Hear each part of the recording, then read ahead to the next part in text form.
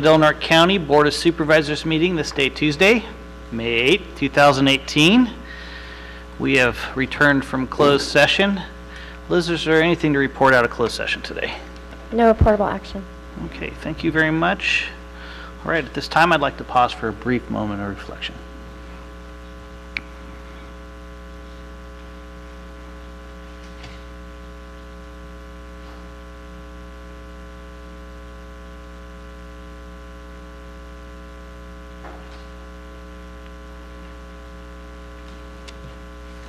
Thank you. Would you please stand and join me in the Pledge of Allegiance? Ready? Begin. I pledge allegiance to the flag of the United States of America and to the republic for which it stands, one nation, under God, indivisible, with liberty and justice for all.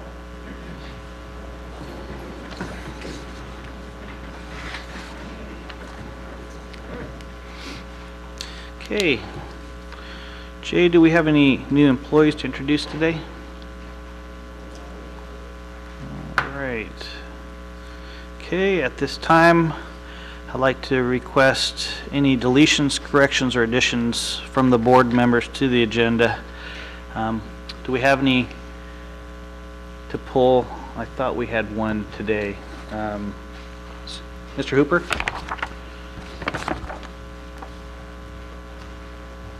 Staff would request that item number 22 be withdrawn from today's agenda. Okay. Thank you very much. Mr. Chairman, I'd like to see if we can pull items 9, 15, and 16 from the consent calendar.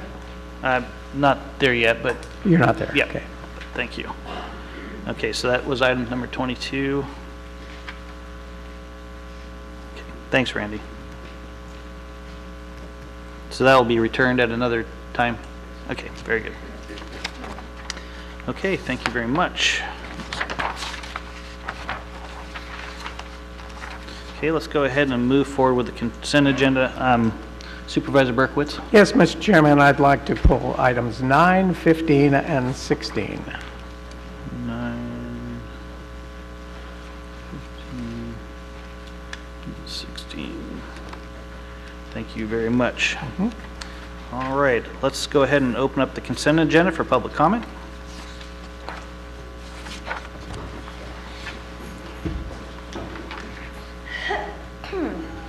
Fifth District, Linda Sutter.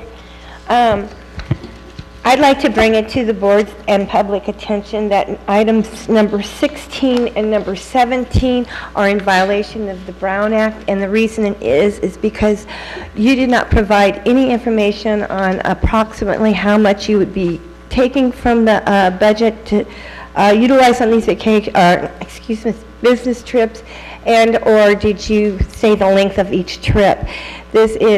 This lacks transparency to the public, and it needs to be redone so that the public is aware of approximately how much you will be spending and how much time you will be spending on each trip. Thank you. You're welcome. Good morning. Good morning, sir.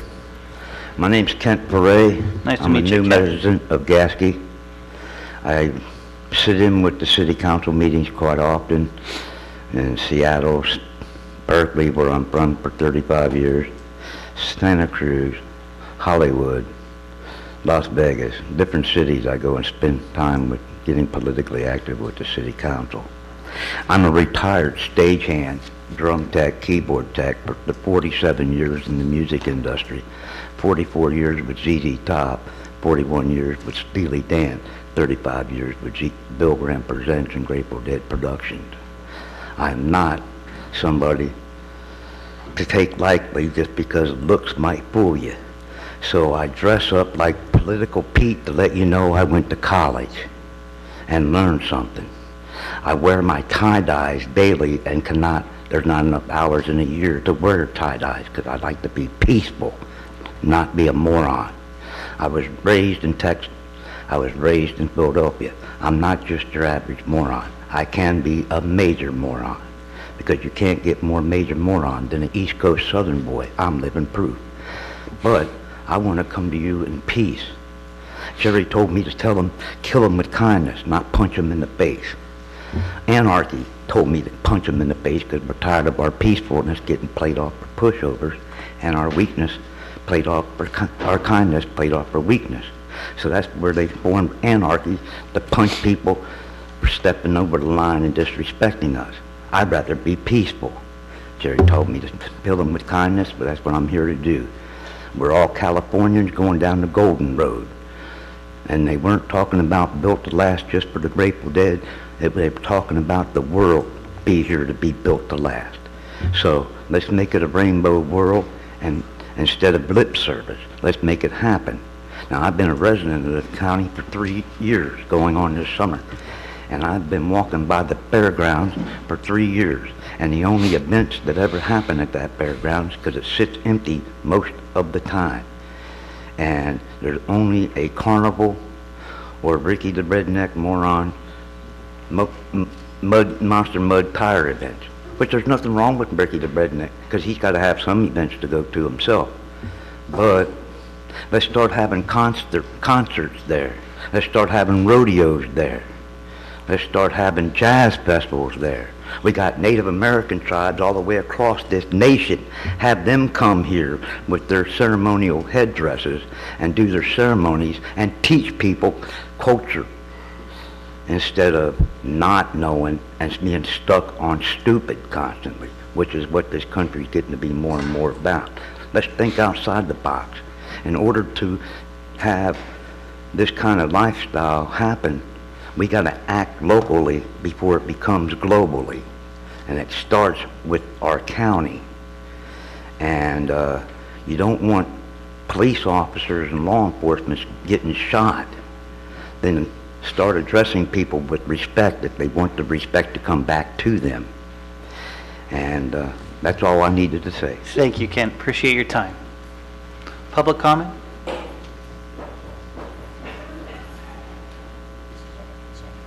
Hi, my name's Donna Magnuson, and I'm just here to represent the elderly and mentally disabled in our area. We're under contract negotiations for HSS,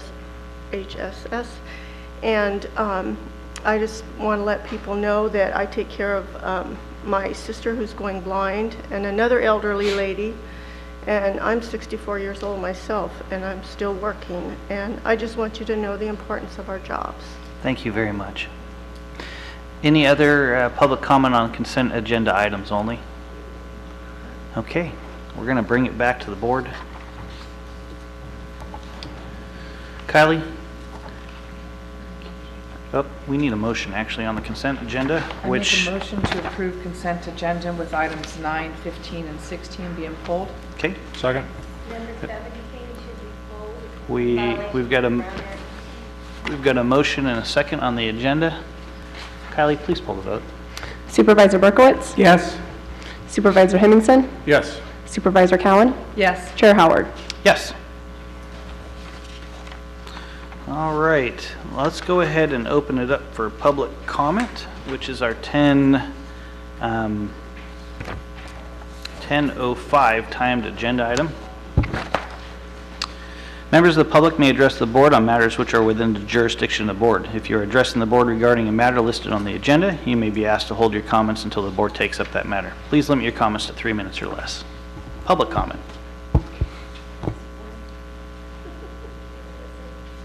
Okay, seeing none, we'll go ahead and bring it back to the board.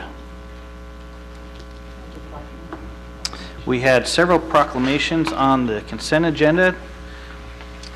Lori, I believe you had mental health. Can you please feel free to read that at this time?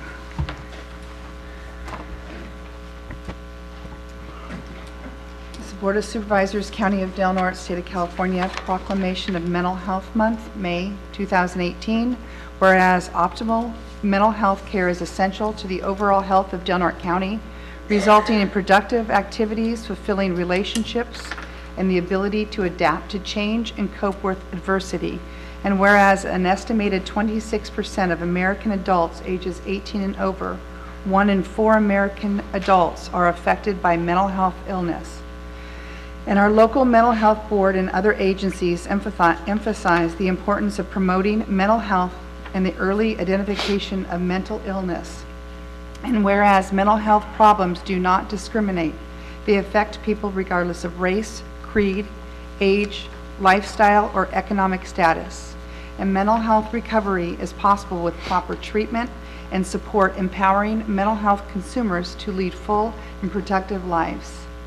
And whereas as many as 8 million Americans who have serious mental illness do not receive adequate treatment each year, and people who have untreated mental health issues are more general health services than those who receive mental health services when they need them. And whereas nearly 40,000 people in the United States die from suicide annually, or 1 person every 13 minutes. And the County of Del Norte has made a commitment to mental health care in which all residents can receive high quality and consumer-centered services, and take pride in its history of upholding the dignity and civil rights of all of its people, including those coping with mental health illness. And whereas mental illness should not be shrouded in stigma and discrimination, causing those who are affected to not seek care. The County of Del Norte observes Mental Health Month every May to raise awareness and understanding of mental health, and whereas we commend the Department of Mental Health and Human Services and Mental Health Branch and all the community partners, organizations, whether private, faith-based, or governmental, and individuals for their outstanding work improving the quality of life for mentally disabled individuals in our community. Now, therefore, be it resolved by the Board of Supervisors of the County of Del Norte that May 2018 is hereby proclaimed as Mental Health Month throughout Del Norte County, and calls upon its citizens, government agencies, public and private institutions, businesses, and schools to recommit our community to increasing awareness and understanding of mental illness and the need for appropriate and accessible services for all people with mental illness, passed and adopted this 8th day of May, 2018. Thank you. Jackie, you receiving this? Please.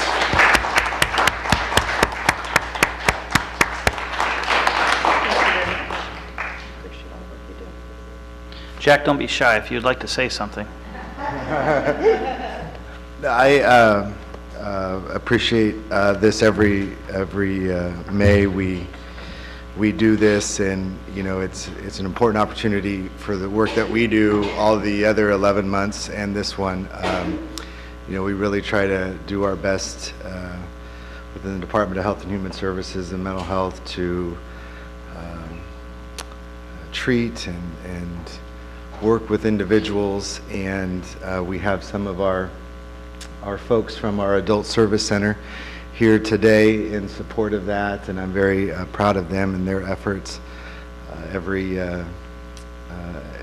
day that they come and they engage in services and treatment, and they deserve our respect and applause too, so I do that. Thank you. Thank you, Jack. Jerry, we have a few minutes. Can you please read your proclamation? Sure. Yes, thank you. This is proclaiming Foster Parent Appreciation during the National Foster Care Month, May 2018. Whereas the family serves as the primary source of love, identity, self-esteem, and support, and is the very foundation of our communities and our county.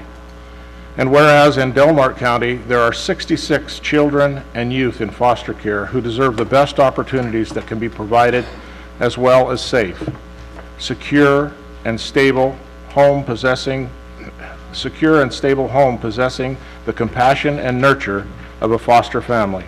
And whereas all children and youth in foster care need a positive, meaningful connection to a caring adult who becomes a supportive and lasting presence in their lives. And whereas dedicated foster families help fulfill a vital role by providing guidance, stability, and love, which helps children and families heal and reconnect, resulting in the launch of young people into successful adulthood. And whereas dedicated foster families frequently adopt foster children, resulting in a continuous greater need for more foster families. And whereas there are countless individuals, public and private organizations, and often unsung heroes who work to increase public awareness of the needs of children in leaving foster care. And whereas, as well as the enduring and valuable contributions of foster parents, kinship, adoptive homes, the foster care system is only as good as those who choose to be part of it. Now therefore be it resolved that the Del Norte County Board of Supervisors hereby proclaim Foster Parent Appreciation during Foster Care Month in Del Norte County, and urge all citizens to join us in helping a change of a lifetime of a child or youth in foster care by volunteering their talents and energies on behalf of children in foster care, foster parents, and the child welfare, and all of the committed professional staff working with them this month and throughout the year. Passed and adopted by the Board of Supervisors of the County of Del Norte, State of California, this 8th day of May, 2018.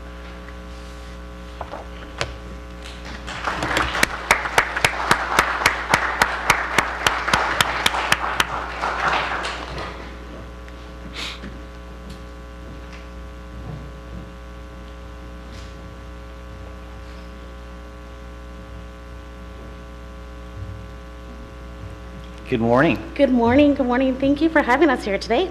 I want to take a minute and thank our foster parents that open their homes daily and their lives by giving our children, our community's children, hope and a better future. So I applaud them today. Thank you. Thank you.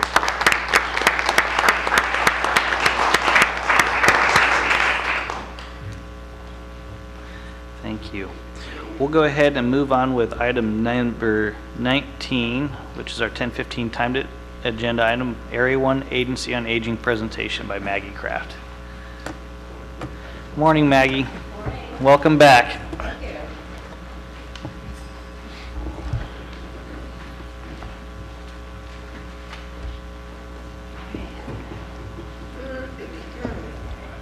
Well, good morning. Thank you for this opportunity to come and speak to you again. It was a beautiful drive up here this morning, so if any of you are planning a drive south, it might be a good time to do it. It wasn't too many delays. So I am here today to update you a little bit on what we have been doing and what things look like in the future for the Area 1 Agency on Aging. And I know you have received this information in the past, but I find it helpful to do it, update it, and also for people who every year when I come on decide if they're watching this to or in the room to leave because they're not interested. They might then suddenly hit 60 or something, or have a family member who is getting older and realize that they might be interested. So 10,000 people in our country turn 65 every day. They don't all do it in Humboldt and Del Norte County, but quite a few of us are. So it becomes a little more relevant. What?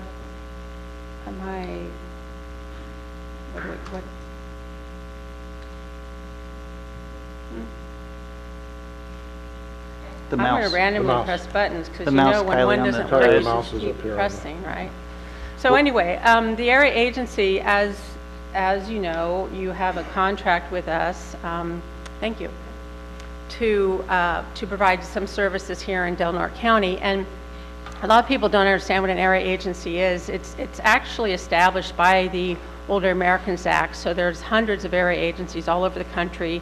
California has 33 area agencies, and ours is Area 1 agency because the planning and service Area 1 is Humboldt and Del Norte County. So we cover these two counties. These are just a little bit of statistics. We have our population of 60 plus is a little higher than the state average, and that's primarily because rural areas tend to have more retired folks, more older folks living in them, because some of the younger folks move away to go to big cities and make their careers. So this is just a kind of an overview of way the money comes from the federal government. It goes to the state governments because the federal government doesn't want to contract with every nutrition program across the country. So they subcontract the funds to the state. The state then has to provide matching dollars to certain programs like the nutrition program. But the state also doesn't want to subcontract to every nutrition program around the state. So they created these area agencies, the idea being that each area would then plan how they would provide services with the money that comes. That's the theory.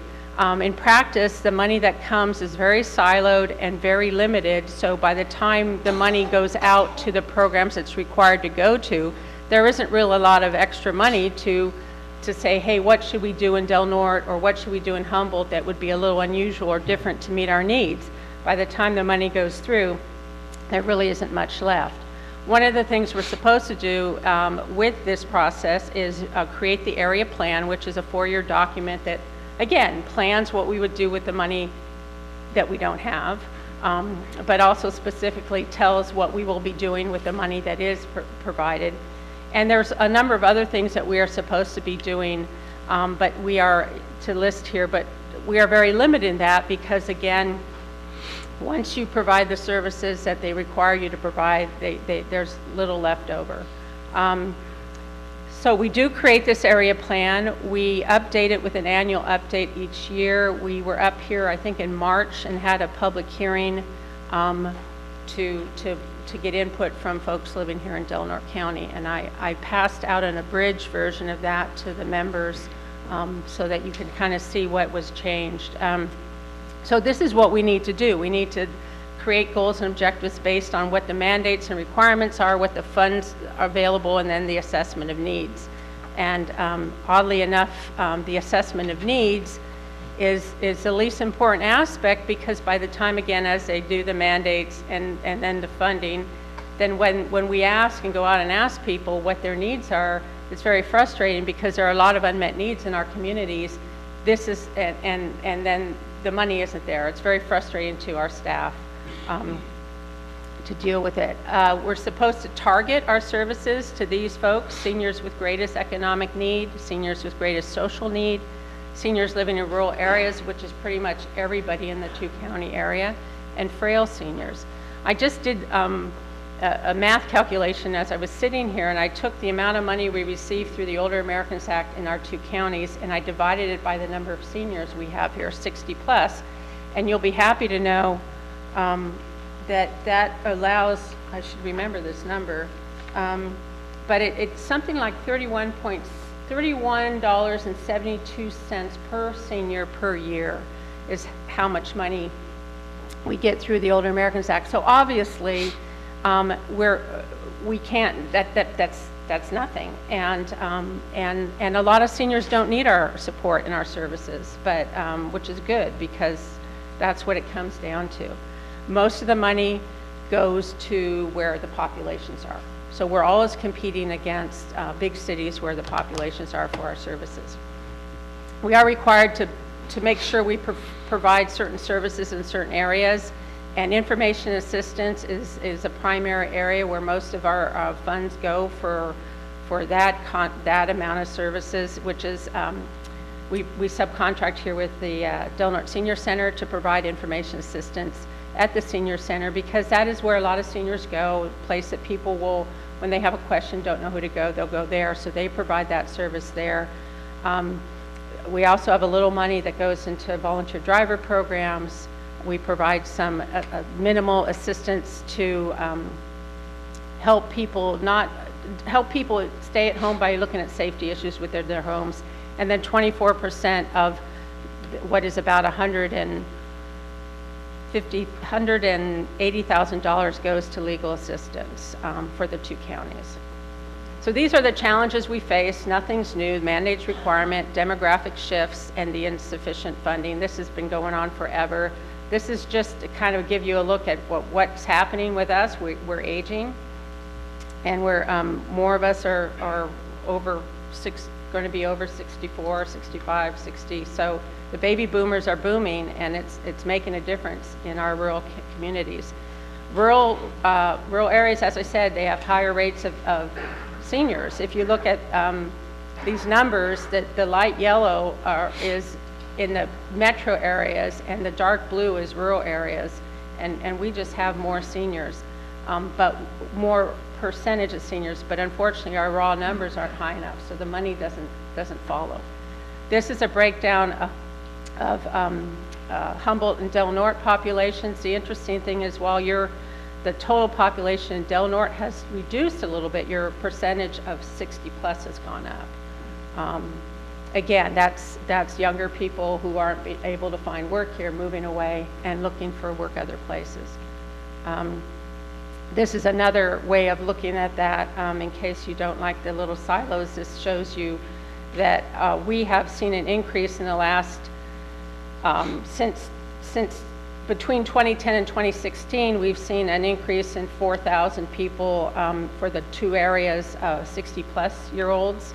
And while our overall population for the two counties has decreased a little bit. These are the primary services that we provide through the Older Americans Act, and I put together the baseline funding level comparison between what we're getting current year and what is projected for the baseline for next year. And you can see that there's no rhyme or reason to how this is done other than it's done by population. And so we are looking at, in some areas, more money, in some areas, less money going into this next year. And most of these dollars go straight out to the program. So congregate nutrition, home delivered meals, national family caregiver, all these dollars are earmarked for specific services.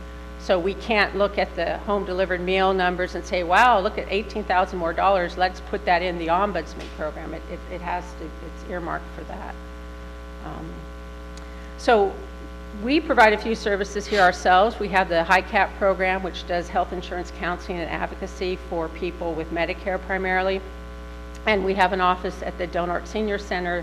Helen, who works there, is our staff member, but she works closely in coordination with the staff there. We have the long-term care ombudsman program, which has one full-time staff, and uses volunteers to go to see over 1,000 people in the nursing homes and residential care facilities. And we have the retired senior volunteer program. And these are provided locally through organizations here in Del Norte or who serve this area. Del Norte Senior Center, we provide money for the home delivered and congregate meals and senior information assistance. And I want to stress that we provide them money and they have a contract with us, but none of the services that we fund would be able to fund 100% of their work through our funds. They all have to find other funding sources, and Del Norte Senior Center does a really good job of bringing in other funding sources for their programs, but none of these programs were designed originally, however, 30 plus 40 years ago, to be 100% funded by the federal and state government. They always were looking for a state and local match.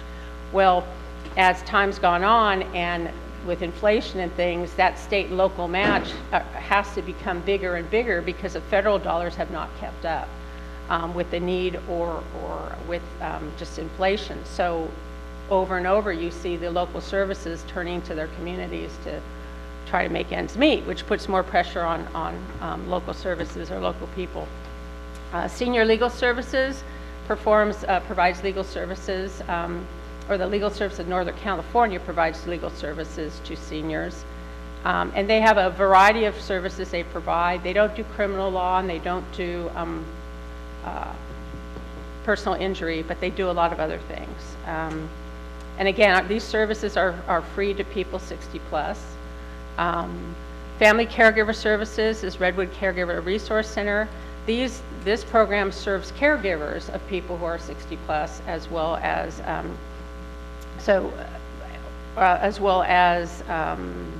primarily caregivers, people 60 plus. So you don't have to be 60 to receive support from that program. You just have to be caring for somebody.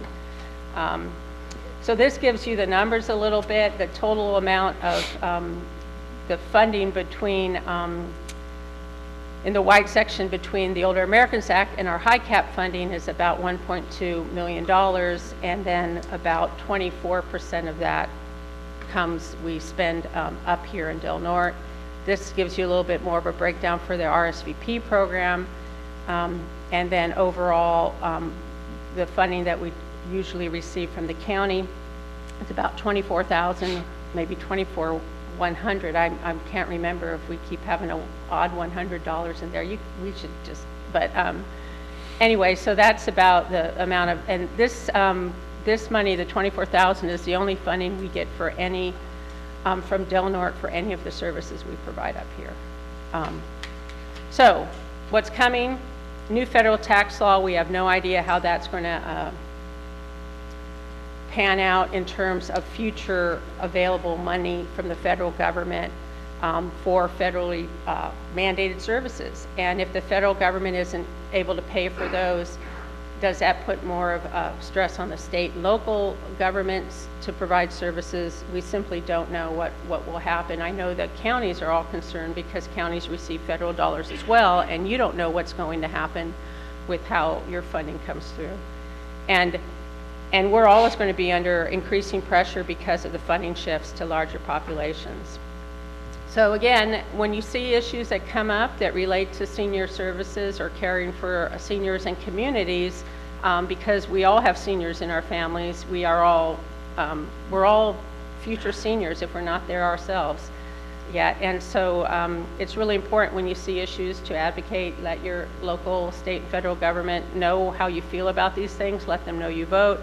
And then we also, as we already do, most care is provided by family members. Most help is provided by family members, and that is always going to be the case. But I think what we're going to be seeing potentially is more of a shift to some things that are currently being paid for by federal, state, local government to be not paid for anymore, and then families and communities having to pick it up. And that, I think, will be really challenging. As a woman noted who's a caregiver, thank you for talking about IHSS, we have people in their 80s and their kids are in their 60s caring for them. And you know, we have multi-generations now, and we are living longer, and we are in need of that help. So it's really important that our communities are aware of the impact and realize that while some seniors do need help, many seniors do not. Many seniors are actively helping others and in the community, and we have to recognize that it takes all kinds to make this happen. So that's my brief well, not brief, sorry, but that's my presentation. Sorry out brief. No worries. And if you have any comments, if anybody watching this has any comments or questions about our services or anything, they can contact me there. Maggie, we do have a proclamation which was part of our consent agenda, and if you don't mind, I'd like to have Supervisor Berkowitz read it at this time. Thank you, yes. Thank you, Mr. Chairman.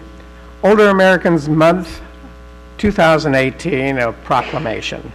Whereas Area 1 Agency on Aging is responsible for planning and delivering services for older Americans who enrich and strengthen our community. And whereas Area 1 Agency on Aging is committed to engaging and supporting older adults, their families and caregivers. And whereas we acknowledge the importance of taking part in activities that promote physical, mental, and emotional well-being no matter what your age. And whereas Area 1 Agency on Aging can enrich the lives of individuals of every age by promoting home and community-based services that support independent living, involving older adults in community planning, events, and other activities, and providing opportunities for older adults to work, volunteer, learn, lead, and mentor. Therefore, the Del Norte County Board of Supervisors do hereby proclaim May 2018 to be Older Americans Month. We urge every resident to take time during this month to recognize older adults and the people who serve them as vital parts of our community, passed and adopted this 8th day of May 2018.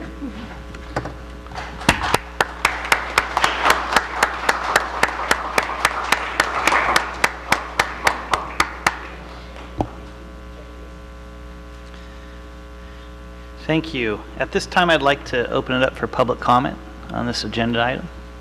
Please. Hi, Linda Sutter. 5th District. Okay, so I think this is a great program, okay. But I do have some questions. If you could direct them to the board. I am. Yep. First off, there's 60 seniors in our county using this. Is that what I heard? Is that accurate to say? This is a time to be engaging with me because this is on the agenda.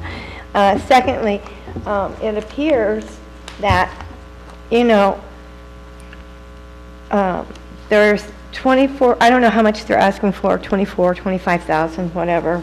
But it is all just administrative fees, so it doesn't go into the food or anything else. That's just for fees. That's a lot of money for 60 people, and I'm not saying it's a bad program. I'm just saying that it seems to me there was an issue getting Meals on Wheels out in Smith River not so long ago. And if we're spending $24,000 for, you know, wages and whatnot else, why are we having issues getting Meals on Wheels in Smith River? I don't know if that's been rectified. It probably has, but, and then I see here Ms. Kraft made a statement of saying most money goes to the big cities.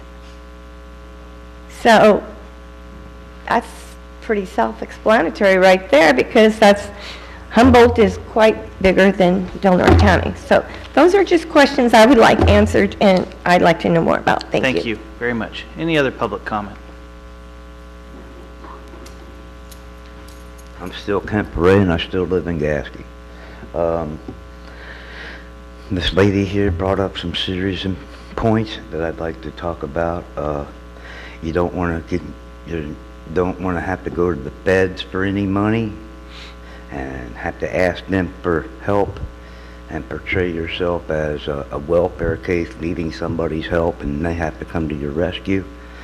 Then I would suggest on the agricultural level that you allow your pot clubs to be here, and because the taxes off those pot clubs, as there's 19 of them in Brookings, them tax-paying dollars in Brookings, the city now has enough money for infrastructures on their Highway 101 to get better. They have been making their schools better with better reading materials, building better buildings, and upgrading their reconstruction for schoolyards and new tracks and new basketball gymnasiums and whatever. They have Is this money on the Area 1 Agency on Aging presentation, or it's the it's an cannabis? agricultural thing. The Area 1 Agency on Aging? No, the thing is if you get the pot clubs to be opened up, then you'll have growing I see what going you're on, saying. and you'll be able to get taxes off all those people. And that But you could don't go to have to this go to the program. feds for any money, and Very that's good. what's happening in Brookings. They haven't asked the feds for any money. They got money for infrastructures, their schools, and bettering their city parks, and there's all that money And coming in. their seniors. And for the senior citizens center, they've already upgraded the senior citizens center for that, in that area. So if it works in that area and works all over the United States, then why are we the last to get on the totem pole here? So, you know, instead of shooting down pot clubs for the county, from the District 2 man, whoever that is, I've never met him, he's dead against it. I say he's the enemy of this county because he doesn't want any revenue generated for this county. And that will make you more revenue than you'll ever know. There'll be more cha-ching for this county to do what they want to if you just do that. Thank you. Any other public comment on the Area 1 Agency on Aging presentation? Okay, seeing none, we'll go ahead and bring it back to the board. Questions from the board? Yeah, I do, Maggie. Thank you so much. Great presentation as always. The population, it appears as though you include the inmates at the prison? Or do you just take a... We get our population numbers from the state, so Right. I would have to ask them if they include the prison. I don't imagine that's included in the numbers, but... Well, it appears as though, from the numbers that I see, that it is included. And then when we see a decline in those numbers, we've got a decline in the population of the prison that seems to portray that we have less people in the county that are out and about, free to Yeah. walk about. Yeah. So I was just curious about that, how that worked, but since Yeah, you're not aware of that, I mean, they're part of our population, so I'm Sure. assuming the state Sure. would do that, but you don't provide services to the prison. No, but if there is a person living in our community who is 60 and over, and they're living here and they have relatives in the prison, or they work in the, whatever, or they have family, then if they're living here and they're 60 plus, we serve them with our services that exist. Our services don't go into the prison. So we, in a sense, we don't serve anybody in there because they'd have to, they'd have to access them. The other thing too is, I'm not sure where the 60 number, we serve thousands of seniors every year. I'm not sure where you got the 60. It's 60 plus, meaning 60 plus in age. That's what I said. Okay, just wanted to clarify that. And the funds that you give us are specifically for administration, because 30 plus years ago, instead of the counties running the area agency, you chose to work with a nonprofit to provide that service. So we're essentially providing the administrative function for the counties, for both counties. Thank you, Maggie. So just to clarify that. Supervisor Cowan. Thank you for coming up and doing this, and it was good to see you in March. And I appreciate all you do, because yes, that $24,000, we certainly could not do it here for that amount if we did it in-house. And I see all the services that you do, and I also see that there certainly isn't enough money to do it. Hoping to get the senior center here in the next couple months as well, because I know you guys do a lot of this in joint effort. And I just wanted to thank you for coming up, and thank you for what you're doing. Thank you. Thank you. Any other questions for Maggie at this time? Maggie, if you could hang out, we do have an agenda item which was on consent that was pulled, so we'll get to that as soon as we can. Okay. But we have several timed items today to get through. Yes. And I thank you very much. All right, we're going to go ahead and move forward with our 10:25 timed agenda item, and I see some smiling faces in the back. This is from our Del Norte High School Future Farmers of America presentation. Good morning. Welcome.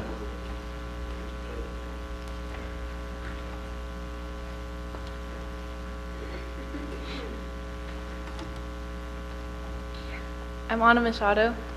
I'm Maya Coleja. And I'm Faith Gonzalez. This is our agriculture issues presentation on the average age of farmers and Farm Bill.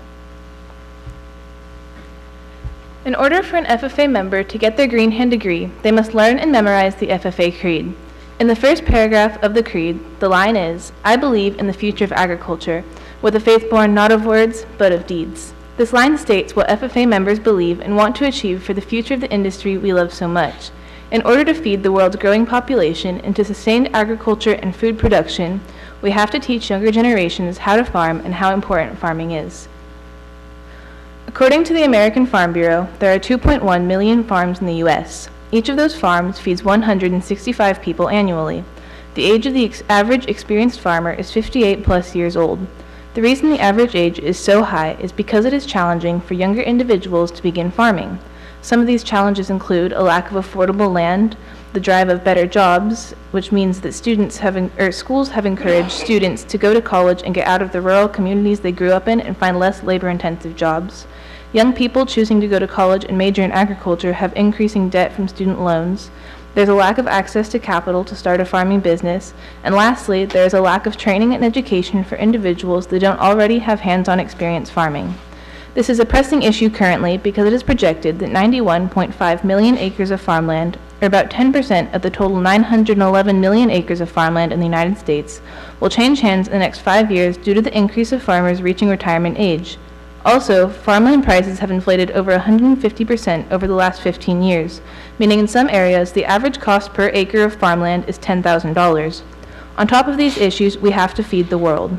By the year 2050, the world population is projected to be 9.7 billion people, which means that those 2.1 million farms in operation currently will have to increase their food production by 70% in order to keep up with feeding the population.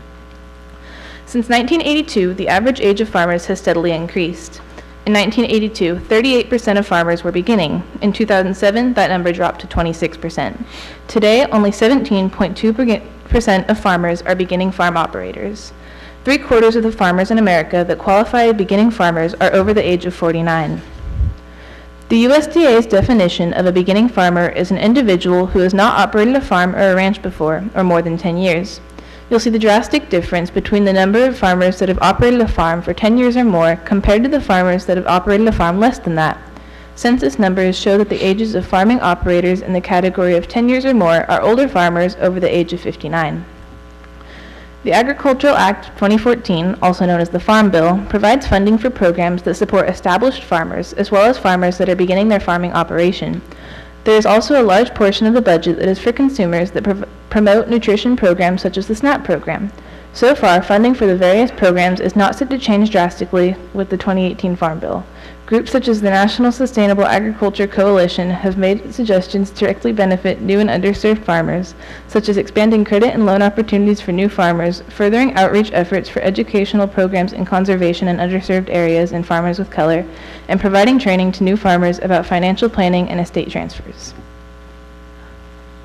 There is a quote from the FFA Creed that states, "I believe that American agriculture can and will hold true to the best traditions of our national life." The Farm Bill allows American agriculture to take advantage of programs offered and encourage younger farmers to buy and utilize land. One of the pros to the 2014 Farm Bill is the increase in funding to $33 million for the Conservation Reserve Transition Incentive Program, a program that funds retired or retiring farmers while transitioning land. The Farm Bill also increased funding to $100 million for the Beginning Farmer and Rancher Development Program, a program providing funds for educating and training people becoming involved in farming. Along with the increases to the programs previously mentioned, the bill established a military veterans agricultural liaison to provide information to returning veterans, which benefited both our veterans and the agricultural industry. Information provided to the veterans was based around educating and connecting them with beginning farmer and rancher programs. Another pro to the 2014 Farm Bill was a substantial change in the limited definition of a qualified or beginning rancher. With the new definition, more producers could qualify as beginning farmers and ranchers for the USDA's loan program. All of these programs could provide assistance to individuals beginning their farming business if they choose to take advantage of what has been offered. Another quote from the FFA Creed is achievement won by past and present generations of agriculturalists. Through the generations, our industry naturally grows, whether this be by adopting and adapting new technologies or changing past regulations to fit into our growing industry. It is the duty of the present agriculturalists to reach out to the past generations, as well as the past generations to reach out and connect with the current generations. 23% of the 100 million acres of farmland that will be sold in the next 5 years will be sold to non-heirs. That is a very narrow window for people who are just getting into farming and not inheriting farmlands. Transition incentive programs to new farmers have spending limits and are not flexible and available to all Conservation Reserve Program holders. Loan limits are low and due to inflation will need to be adjusted to provide access to affordable farmland. The 2501 program funding was cut in half with the enactment of the 2014 Farm Bill. This program provides resources to farmers of color in underserved areas, providing them with technical training as well as farmland conservation program benefits. Studies show that most people getting into farming have not grown up on a farm or have experience or education hands-on with farming and agriculture. 2% of our population is currently farming. Conservation is big for the preservation of farmland, as well as creating a sustainable environment future for the agriculture industry. Consistently, farmers in disadvantaged areas have not participated in these conservation programs due to the lack of outreach to those communities. Proposed budget cuts to the USDA services for fiscal year 2019 have put discretionary programs like education and outreach, loans and conservation, and technical assistance in jeopardy of decreasing funding. The total USDA budget for all programs is $140 billion. For the discretionary, it is $5.8 billion less than 2018, while funding for mandatory programs such as SNAP will be $122 billion, which is $1.7 billion more than 2018. Than the 2014 Farm Bill. This virtually ensures that there will be a Farm Bill for 2018, but does not ensure the necessary improvements to outreach and education for new farmers. The 2014 Farm Bill offered millions of dollars in funding to support various programs for farmers and consumers, and many farmers take advantage of those programs offered. The overall issue from the current Farm Bill lies with the lack of knowledge and overall outreach to various groups. With the budget proposal cuts by the President for fiscal year 2019, there is a possibility of not applying the changes we need to the Farm Bill for 2018. Over the next 5 years, 91.5 million acres of farmland will need to change hands due to the rising number of farmers reaching retirement age. The Agriculture Act of 2014 has expired and will open up new possibilities for change that is either positive or negative in supporting incoming farmers into the industry with the enactment of the 2018 Farm Bill. We believe that to live and work on a good farm is pleasant as well as challenging. Thank you. Thank you.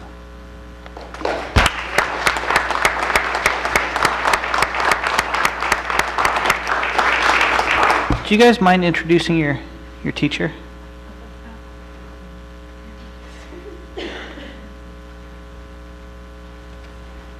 This is our advisor, Ms. Chamberlain.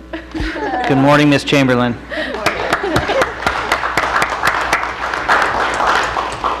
You've got a great group of kids. I had the pleasure of watching this presentation at our Resource Conservation District meeting in Smith River several months ago, and I thought it was important and well-timed, especially today with our planned travel to Washington, D.C. as one of the items that we generally speak to USDA on, specific to the Farm Bill and that legislation moving forward.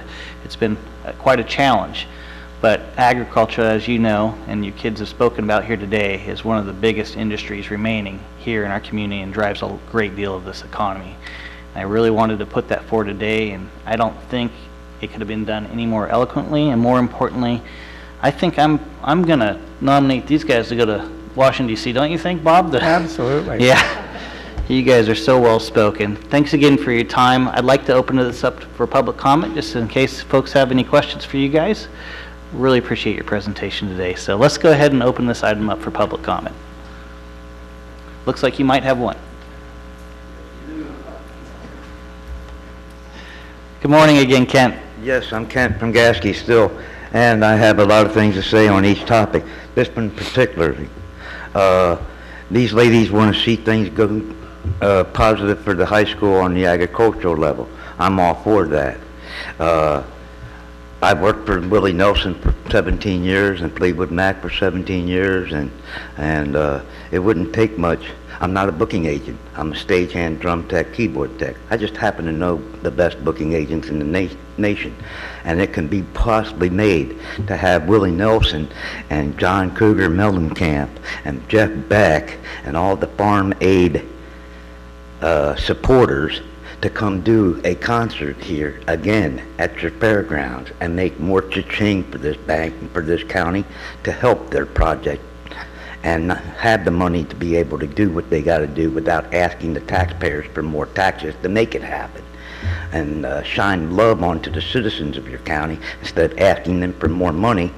Have it be raised through farm aid happening at your fairgrounds.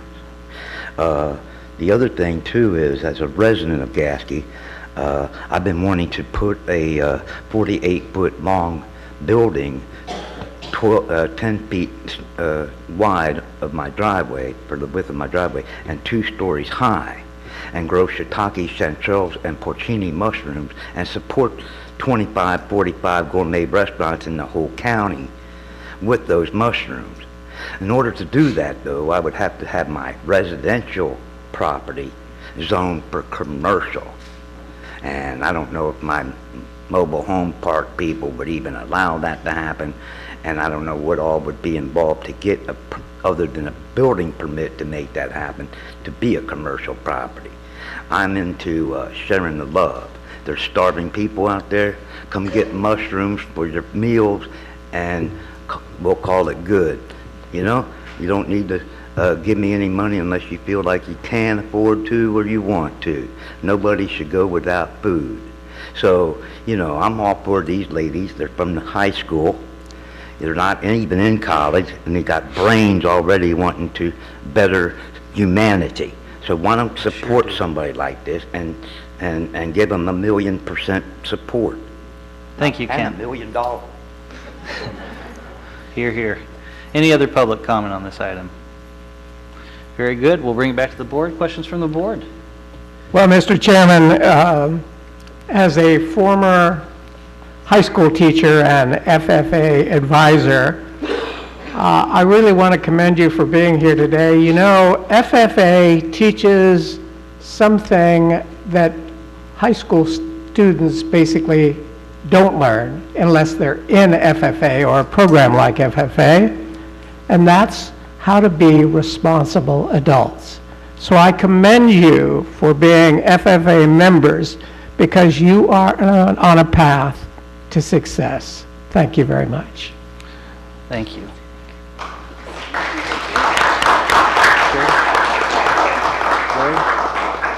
Thank you again. Great civic duty. Really appreciate your time today and love your smiles. Have a great day in class. Thank you. Thank you.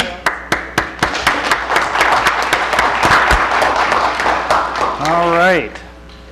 And we're just in time for, no, we're not. Actually, our 10:35 timed agenda item, and I believe Angela, I think I've seen Angela here. The Child Abuse Prevention Council's ACES program presentation. Angela, welcome. How are you doing?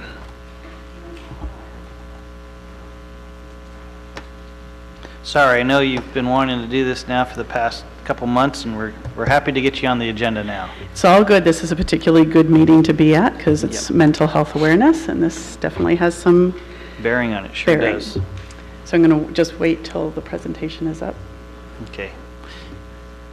Go ahead and start your presentation. Okay. Some of the discussion around it while we're getting that loaded. All right. So first of all, I just want to thank, trying to decide which distance I'm at here. I want to thank you, Supervisor Howard, who is also First 5 Commissioner Howard, for inviting me here today to talk with you about adverse childhood experiences and resilience, and thank you all for your time. And there it is. There we go. Get rid of these. So this morning I want to share the history and science of adverse childhood experiences, or ACEs, talk about the level of exposure to ACEs in Del Norte County, and then I'll turn to resilience and its role in buffering against long-term damage of childhood trauma and toxic stress, and I'll end by talking about ways that we can all work to build resilience in our community. I'm here today not just as the Executive Director of First 5 Del Norte, but also as a member of the CAPC Education Committee and a larger emerging coalition called Resilient Del Norte, and there are some of my people in the room. They would wave their hands. Adverse childhood experiences, or ACEs, are a collection of 10 experiences people might have had as children that can affect their lifelong health and wellness. They are often described in these 3 categories of abuse, neglect, and household dysfunction. We know these childhood experiences can have a negative effect on adult health because of a study of almost 18,000 Kaiser Permanente patients in the late 1990s. The study showed strong correlation between ACEs and adult mental and physical health.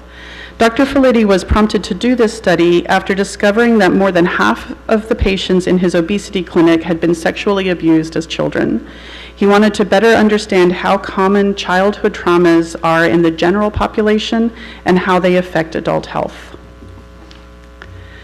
The Kaiser patients represented a well-educated and moderately well-off participant pool because they were all patients with private medical insurance. Many researchers now recognize that this left out other factors that cause childhood trauma, like poverty, racial or other discrimination, and neighborhood violence. More and more, these are also being considered in conversations about ACEs. Today, the science of ACEs is clear. Children who are exposed to more ACEs have increased risk of chronic diseases like diabetes, cancer, and heart disease as adults. They are also at higher risk of substance abuse, depression, and death by suicide, and the risks increase as the ACEs score increases. How much of an increase? A child or teenager with an ACEs score of 7 or more is 51 times more likely to attempt suicide than a teenager with an ACEs score of 0. And as an adult, they are still 30 times more likely to attempt suicide. In fact, 2/3 of suicide attempts have been tied to ACEs, as has over 1/3 of tobacco use, 40% of depression, more than half of cannabis use, and almost 1/3 of alcohol abuse. So how does this work? How do the negative experiences we have as children affect our health as adults? Research has demonstrated that ACEs directly affect brain development in a variety of ways. Some of the negative effects create social, emotional, and cognitive issues that can lead people to be more likely to adopt high-risk behaviors. But it is important to note that even people who do not smoke, do not drink, or engage in other risky behaviors still have increased risk of chronic disease and early death if they have a high ACEs score. The pyramid starts at conception because 80% of a person's brain develops by age 3. Every experience a baby or toddler has, good or bad, affects brain development. When a baby is surrounded by a language-rich environment and a caring adult is present to take care of a baby's needs, neural development is strengthened. But babies and children, and even young adults, whose needs are not met by a caring adult have a different experience. They can end up experiencing toxic stress. Instead of the momentary flood of hormones we all experience in a fight or flight situation, they experience constant exposure to stress hormones. That toxic stress directly affects neuron development. Compared to neurons under normal conditions, neurons faced with toxic stress develop fewer and weaker connections with other neurons. Neurons that don't have strong connections get pruned away as early as age 5, permanently changing the brain's architecture.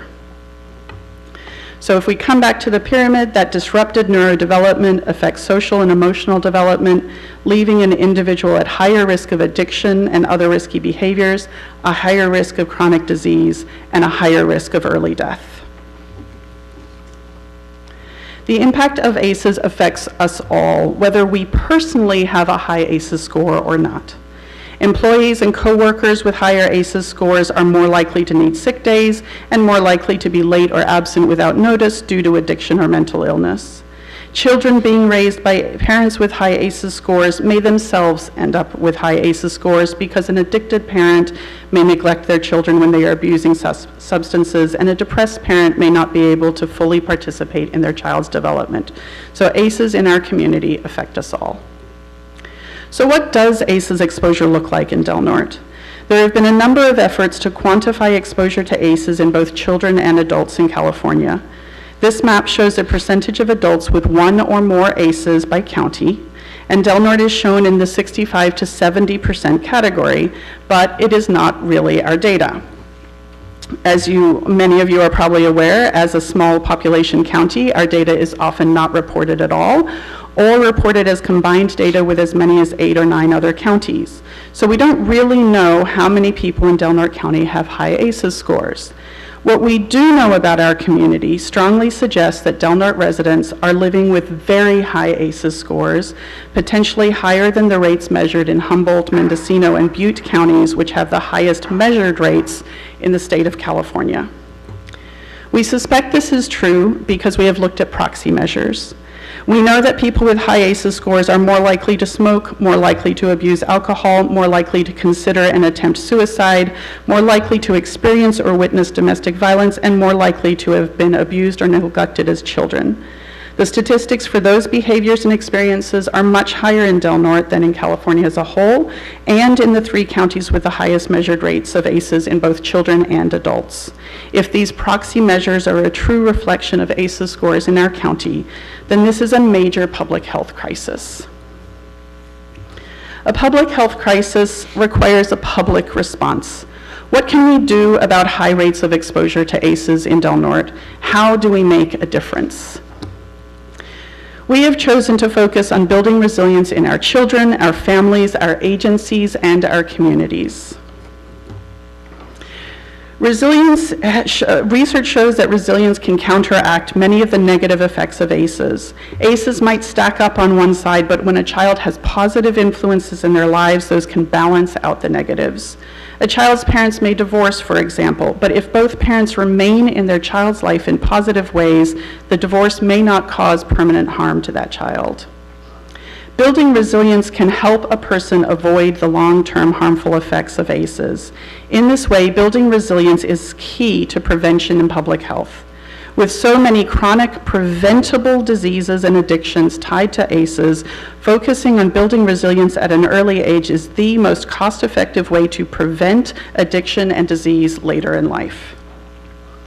For young children, it has been shown that the presence of one caring, consistent adult can prevent stress from becoming toxic. It could be a parent, a grandparent, an aunt, a caregiver, a CASA advocate, a coach, someone who loves that child and helps them weather the storms of their lives. In teenagers and adults, current science suggests that 5 meaningful, genuine connections to other people create resilience in a person's life. Children can also be taught resilience at home, at preschool, and at school. Teaching children how to handle their emotions, how to learn from setbacks, and how to ask for help builds resilience one child at a time. But we can also take a step back and work to build resilient families so that children face lower risks in the first place. Almost everyone has heard of risk factors, those things that make it more likely that a person will struggle in life. But fewer people know that there are also protective factors. These are evidence-based characteristics that help families be strong and thrive even in adversity, and they can be taught and supported. Making sure our agencies support these protective factors helps families become strong. Luckily, we have programs in our community that help teach and build these protective factors. First Five and the County Office of Education fund the Family Resource Center of the Redwoods to offer parent cafes throughout the county, and the county itself, through CAPIT funds, supports the Incredible Years program at the Del Norte Child Care Council. Even resilient families need supports and services, and they are best served by resilient organizations and agencies. In recent interviews with local service providers, we learned that many people working to support families are themselves stressed, overworked, and lack support for their own health and wellness, and many of them experienced ACEs as children. This makes it difficult for those providers to support families. But there are ways to build resilience in adults as well as children. And why is it so important to support people working with people in trauma? Employees who are struggling with their own ACEs, stress, and challenges are not going to be the best employees for their agency, customers, or clients. By encouraging employees to deal with their own stress and trauma in meaningful, positive ways, we build our community resilience. Getting done. We can do this by reminding everyone in our agencies and organizations why they come to work each day. What is the vision we are working towards? Adding team building activities to staff meetings helps people build social connections in the workplace. Volunteering is good for your health because giving back to your community has been shown to build resilience. And staying active builds resilience. Now, if we put all of that together, picture for a moment one of the recreation department's t-ball games. The children are active and learning healthy habits. A good coach is helping them learn focus and how to handle their emotions in tough situations. Parents are making friends with other team parents. The volunteer coaches and referees are getting the benefits of giving back to their community. It's a win-win-win for resilience, and we need more of it. There are many ways to build there we go. There are many ways to build resilience in our community. The key question is, what are each of us willing to do? As individuals, we can choose to build resilience in our own lives and to take care of ourselves so that we can take care of others. And we can share this knowledge by having conversations with friends and family and inviting the CAPC Education Committee to give this presentation to another group, as Commissioner Howard did today. However, as the elected representatives for our county, you, the members of the Board of Supervisors and county administrators, have both increased power and therefore increased responsibility for building resilience in our children and families and in county governmental services. 4 years ago, this board passed a children's budget resolution, some of the language is on the screen, pledging to move resources to prevention and increase funding for children's services to, quote, strengthen families and build resilience in children. This board has already made a public commitment to this work.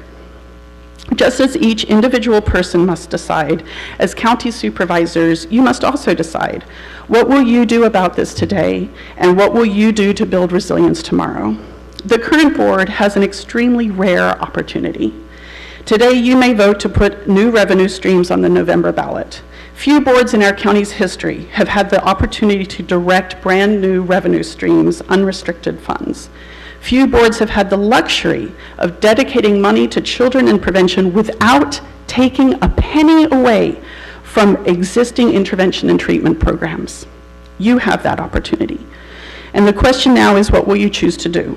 Will you use this as an opportunity to make, quote, every effort to provide funding to programs that strengthen families and build resilience in children? This is a decision in your hands. So again, Supervisor Howard, I thank you for inviting me here today. I thank all of you for your time and attention. Please take care of yourselves so that you can better take care of the children and families of Del Norte County. Thank you. Thank you, Angela.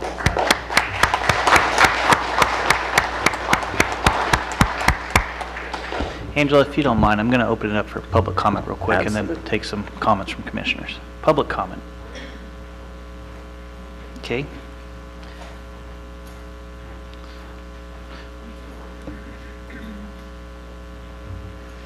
Good morning again, Kent. Good morning. I'm still Kent from Gasky. This is a very, I don't know where the lady went, but this is a very important issue for this county. I've been here for 3 years. I ran into a doctor at Sequake Brewery from Gold Beach, of all places. And we got on the discussion of medical coverage and how things are here in the Del Norte County and the Curry County. And his response was, you're in an area of the medical field desert. We get good doctors and surgeons and all the medical field personnel in our county, in both counties. But when they move here to have a better life for their children and a better school and a better life for themselves, they have too much monotony, I should say, instead of BS, to deal with. So now they're leaving the medical field up here to move down to the Bay Area where it costs 10 times more to live, but they'd rather do that because they got better schools and better environment and better benefits. I say you guys take care of the medical field here once they move here, and then they don't have any reasons to leave, and then this area wouldn't be known as the medical field coverage. Now, the lady had a presentation about children with brain disorders. Well, I was born with dyslexia, ADD, and ADHD, and I am one of those childs. I was raised by a stepdad who beat me like a redheaded stepchild, so I retaliated. Shine love onto your kids so they don't retaliate. Shine love onto your kids so they can get a better education than not. You shine love onto the kids, you're gonna, just like the Grateful Dead, when I worked for them for 35 years. Sure, he treats you better than he pays you, and he pays you very well. Well, there was nobody leaving staff because they had a 10-year waiting list to replace you if you just wanted to be a bow-up and not do what you wanted to do after you got treated better than you got paid. So they would get rid of you because there would be a 10-year waiting list to replace you. So the people that worked for them didn't do anything to bow up to get going. So if you had that same philosophy in life, it would work for the county. Thank you, Kent.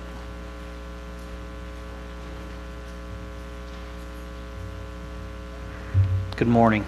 Good morning, Chair Howard, Supervisors. I like the idea of shining love upon our children. I think it's a wise perspective to have. As most things are, there are always intersections, and today's meeting is certainly one of those when we're talking about mental health and young people in schools and ACEs. And I just wanted to come and talk briefly about whose schools are schools, a campaign that True North and BHC are involved in. You may have read about it in today's triplicate, and you may have heard radio spots about it. Where's one place that our young people are congregated nearly every day? Our schools. And our schools can be institutions of academic excellence and institutions of resiliency.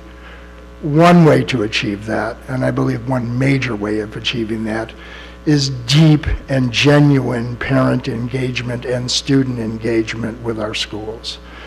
And deep and genuine engagement with our school administrators and our families and our communities in making decisions about how funding is spent, particularly funding that is targeted at our high-risk young people. And that's what Whose Schools, Our Schools are all about.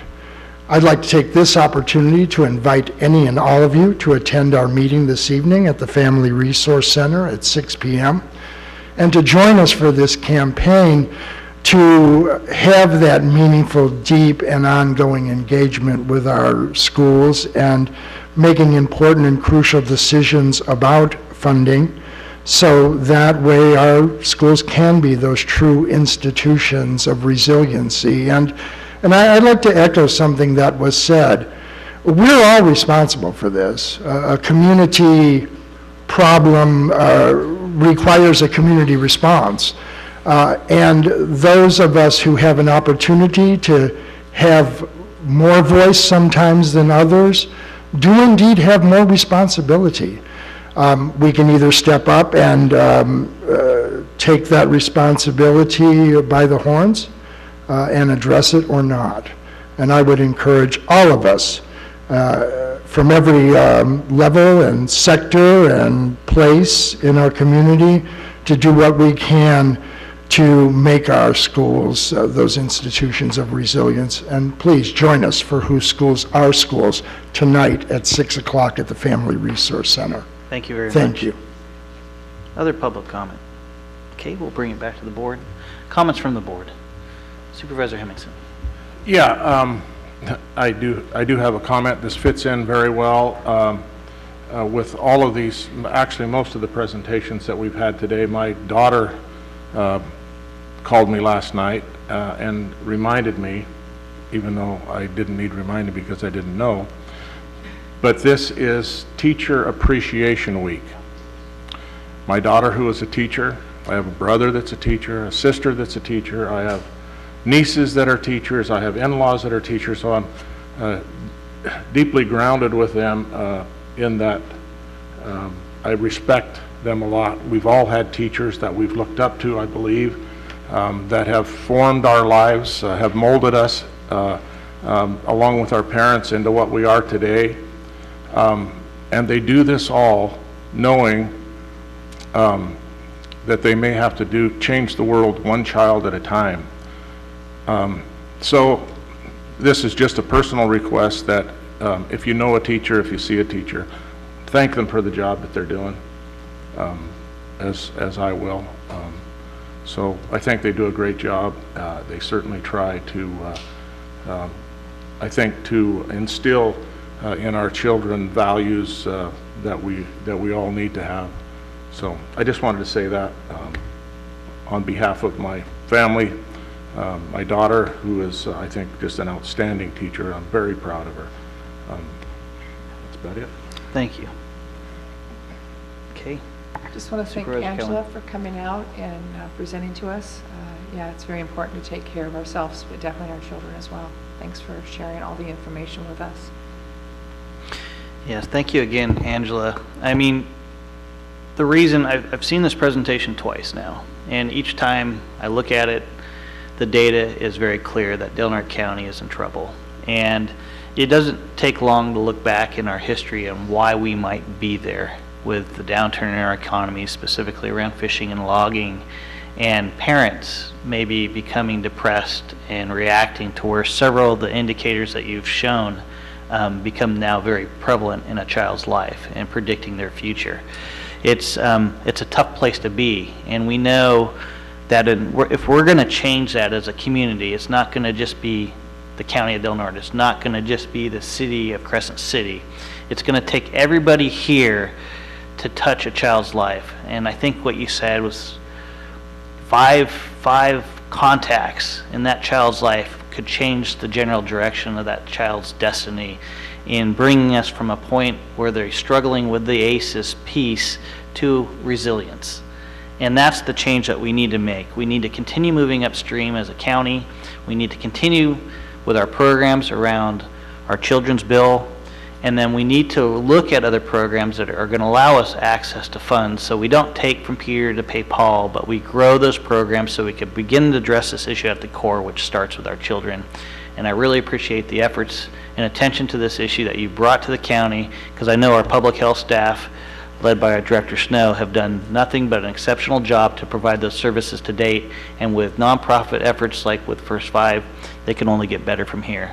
Really appreciate your time and efforts, and I look forward for you to stick around to one of our agenda items today, which might help alleviate some of these issues in our future.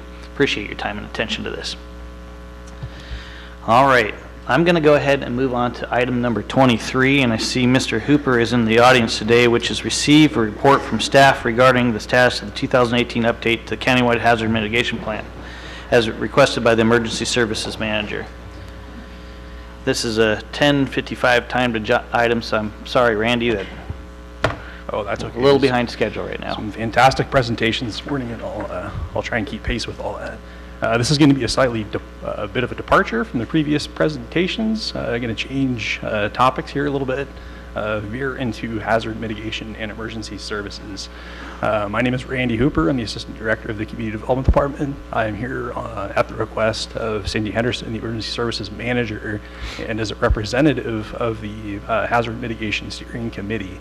This is a project that we've been working on for the better part of a year. And this is actually the commencement of the public review period, the formal public review period, although there's been public participation through the process. So we'll go ahead and jump into the presentation. Let's see here.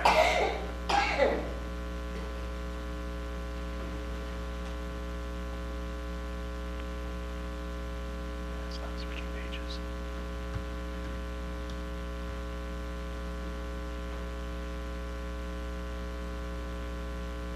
There we go.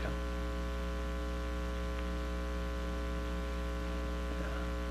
I think I can just do this. Sorry about that. So we just kicking the presentation off here.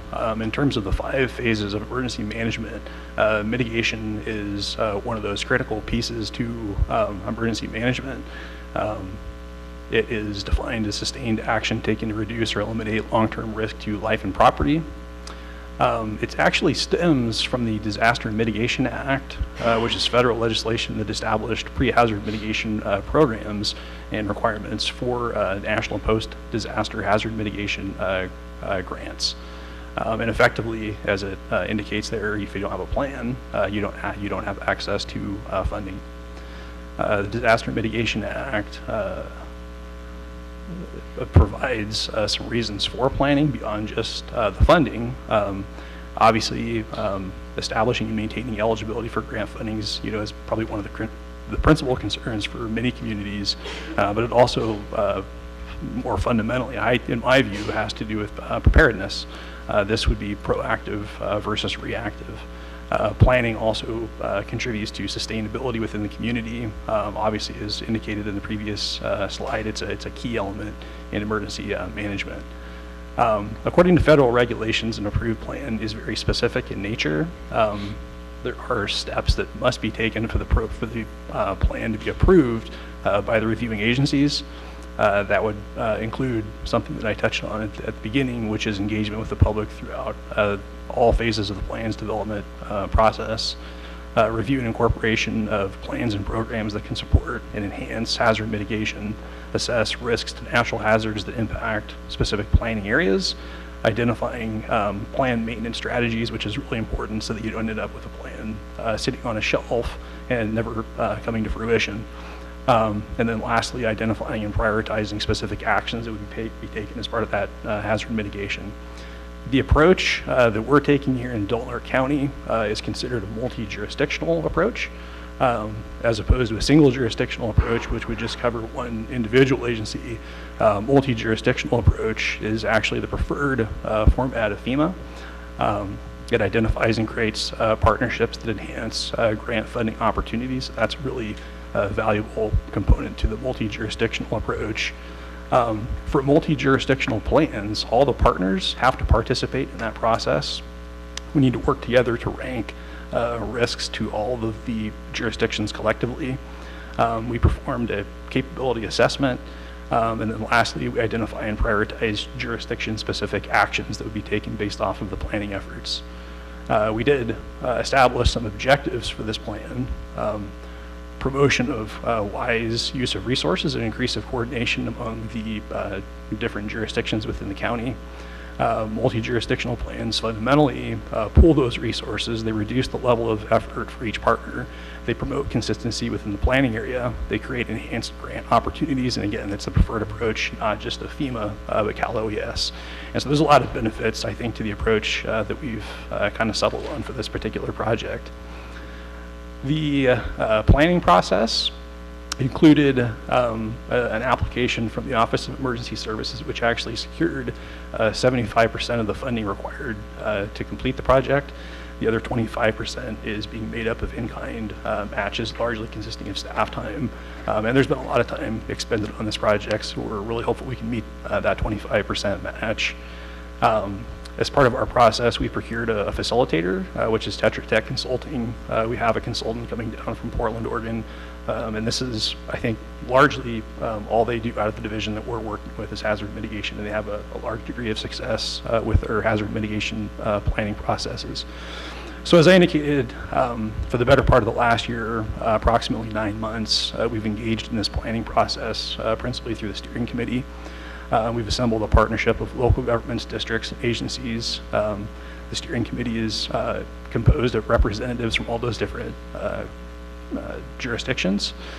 We've assessed risk to 9 principal hazards of concern through the steering committee process. Again, we've engaged with the public, and that's a theme you're going to continue to hear through this process because it is of, I would say, paramount importance to FEMA and Cal OES is that it reflects local community values and priorities.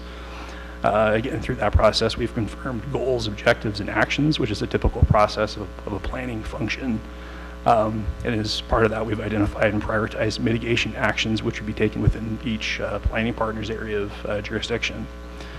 The planning partnership itself consists of 10 local governments within the county. Obviously, it includes Delaware County, and I am the member of the steering committee representative on behalf of the county, and Heidi Kunstl is my alternate. It includes the city of Crescent City, represented by Mr. Taylor. There are 7 special purpose districts, including the Crescent and Smith River Fire Protection Districts.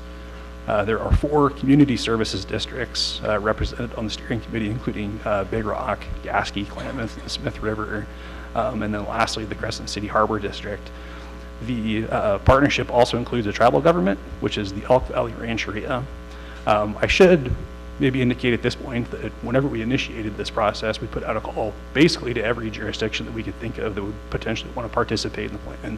And these 10 agencies are the agencies that opted into that process. The planning area itself obviously covers, virtually all of Delaware County. The plan is broken up into specific planning units, and this is based on topography, communities, and jurisdictional boundaries. And then some efforts were put into the specific planning areas specific to the risks present and necessary mitigation required within each of those planning areas. The plan consists of 2 volumes. Volume 1 is a very significant volume. It covers the entire county. It includes past history of disasters that have occurred in Delaware County. Actions were taken, socioeconomic and demographic data. And then in volume 2, it gets more specific to individual jurisdictions.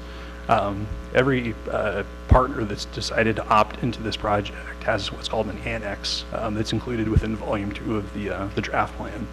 The plan is very comprehensive. It's over 310 pages. It's provided for plenty of good reading for all parties involved. It includes guiding principles, 6 goals, 10 objectives. The plan has a 5-year performance period.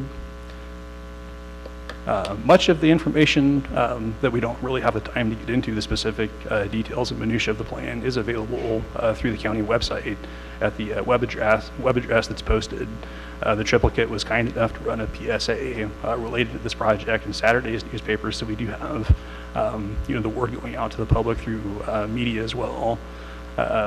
The site that we've created includes a frequently asked questions section, steering committee meeting agendas and minutes, a copy of the draft plan itself, and then obviously all other mitigation information created as part of that process.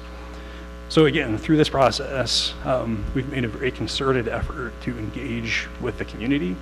The period that we're entering into now has to do with the completion of the draft hazard mitigation plan and the formal commencement of the public review comment period.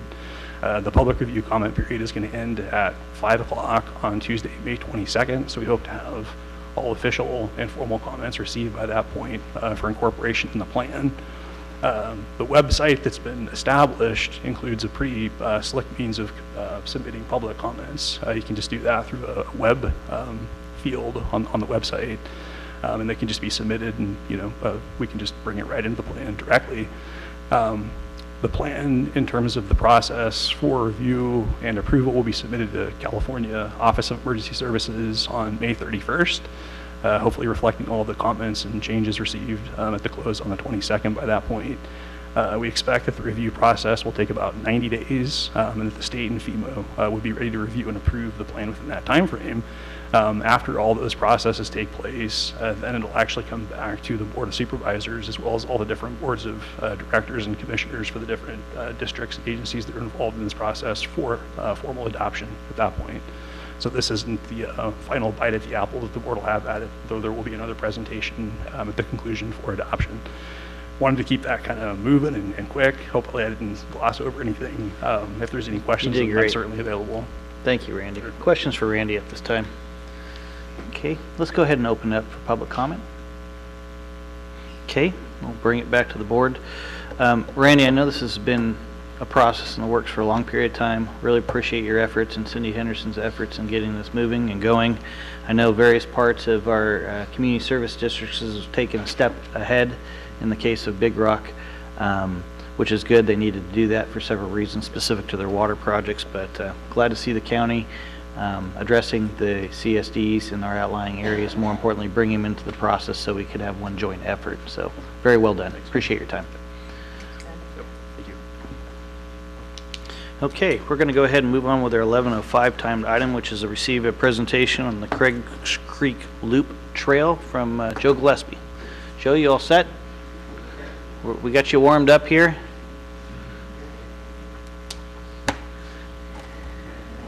And this is just a follow-up from the requested letter of support from the board. So I think the majority of the board's on board, but since the presentation, we've had several comments from the public that we're hoping to address with you here today. So please feel free to get started.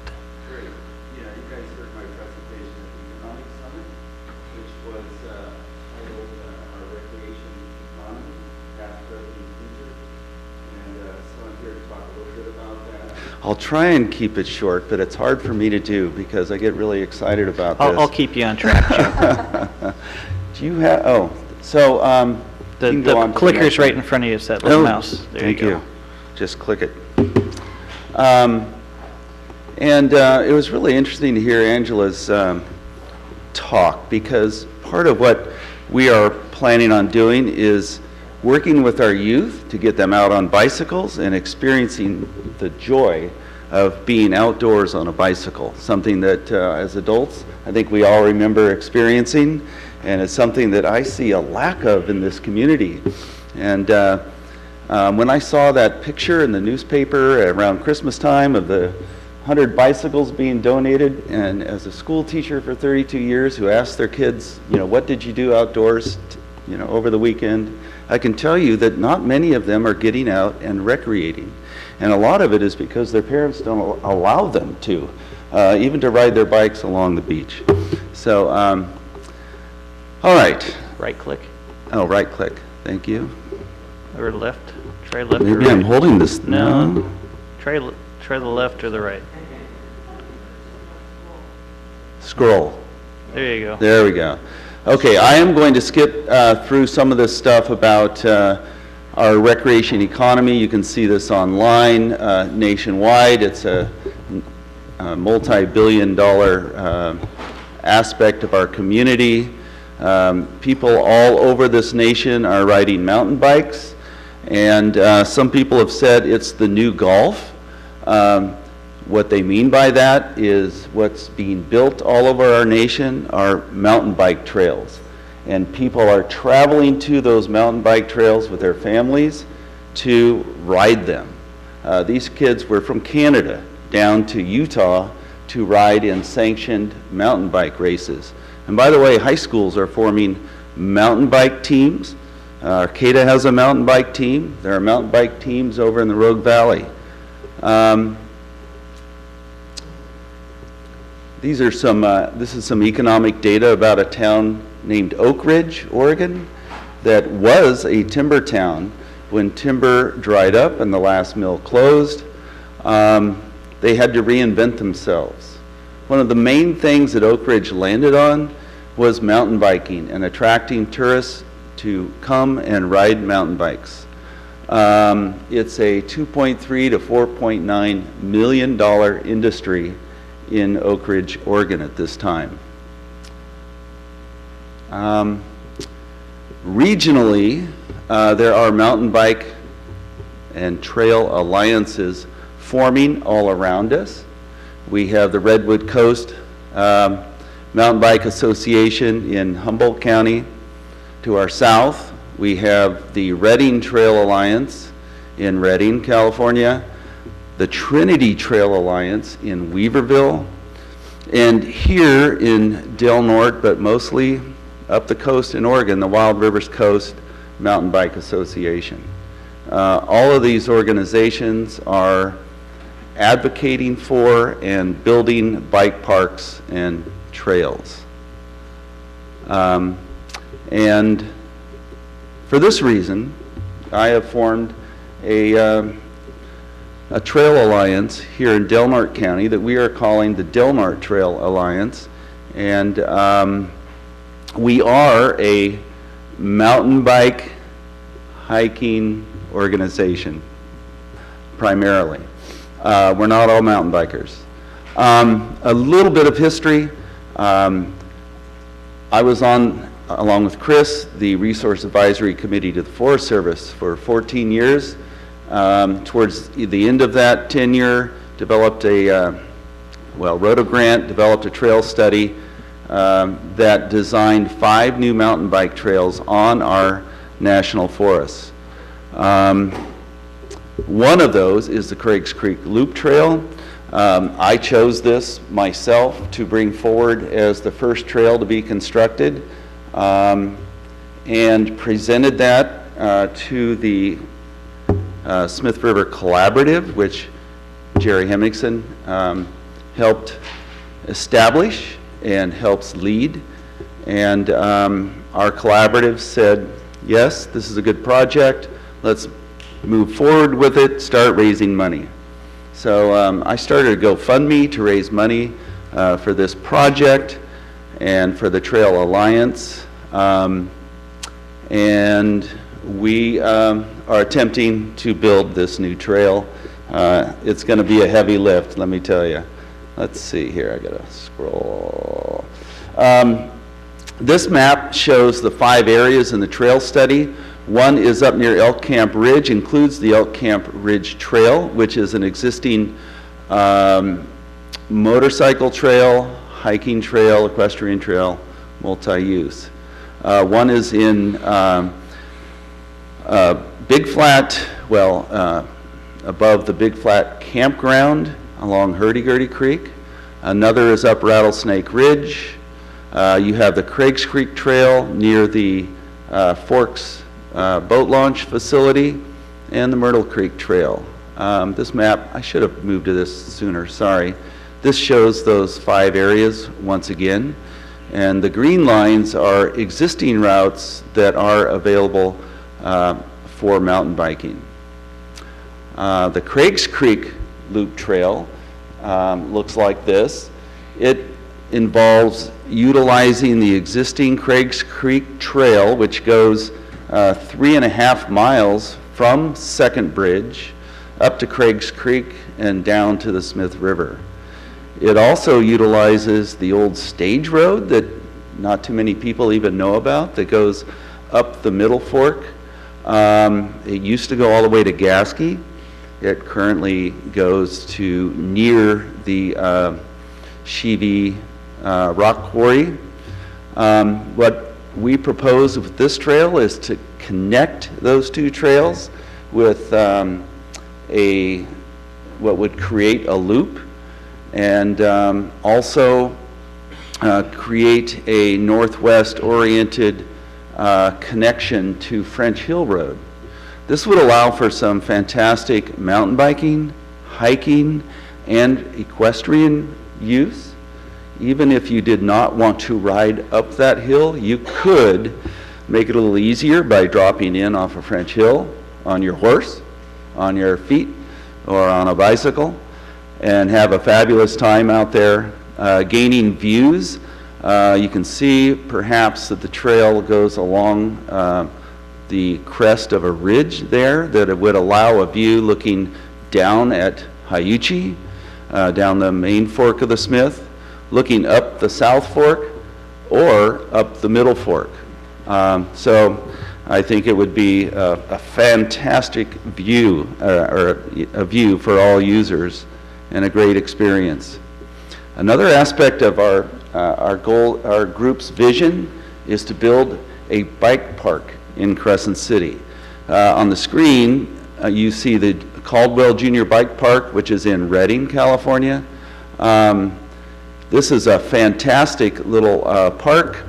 It includes two pump tracks. A pump track is a track that involves no pedaling. You pump over hills and bank turns to generate speed, and you have a junior one there that's paved for kids as young as 2 years old on bicycles that don't have pedals. And then a park for older people, all the way up to my age and above, that want to get out and pump themselves around this course. You can see that they also have a little paved area that mimics streets in town, where young children can learn proper safety and be taught proper safety on the trails. Wouldn't this be fantastic? Look at these kids on little trail accessories, learning to be confident on their bikes. And I think tying into Angela's presentation, this is where you see kids experiencing the joy of being on a bicycle, developing the confidence to ride difficult or fun trails, and sharing that with their friends and their family. This is a map of the new bike park that's going in Weaverville, California. Little Weaverville has pulled it together with their Trail Alliance. We could have a similar plan done for us. Where? Well, this is where I would like to see it. I guess we're too late to get into the beachfront park master plan, but conveniently, or intentionally, I'm not sure why, left out was this piece of land, which I think was smart. And right next to the dog park, we could have a pump track junior bike park that would be a huge attraction in our community. We already have people coming from the Rogue Valley and other parts to experience our beaches, and to provide one more aspect of recreation when they come here, I think would be an outstanding addition to our recreation economy. I can tell you also, as over 25 years of running a vacation rental, when people come to the Redwoods to Del Norte to see the Redwoods, they get here and they're amazed at what all is here, and they want to stay longer. They want to come back. And the more recreation infrastructure we can provide for these people, the greater their length of stay. And I feel that for families, providing them positive outdoor recreation experiences such as bicycling is really something that we need to do. All right. I can let me go on here. How do we do this? With widespread community support. We do need city and county government, and I want to thank the board for your really nice letter of support. We need local businesses to support this effort, nonprofits. There's room for individuals through primarily donation of money, but also their time, and federal and state agencies. What can you do? You can write our organization a letter of support. You can donate to our Trail Alliance. You can earmark that money, whether you want it to go to a Craigs Creek Loop Trail or towards a bike park. We occasionally have public meetings. You can join us for a trail work party. The next one is May 19th, again on the Craigs Creek Trail until we have it done. You can share your enthusiasm with us and your own vision, because certainly you all have your own ideas.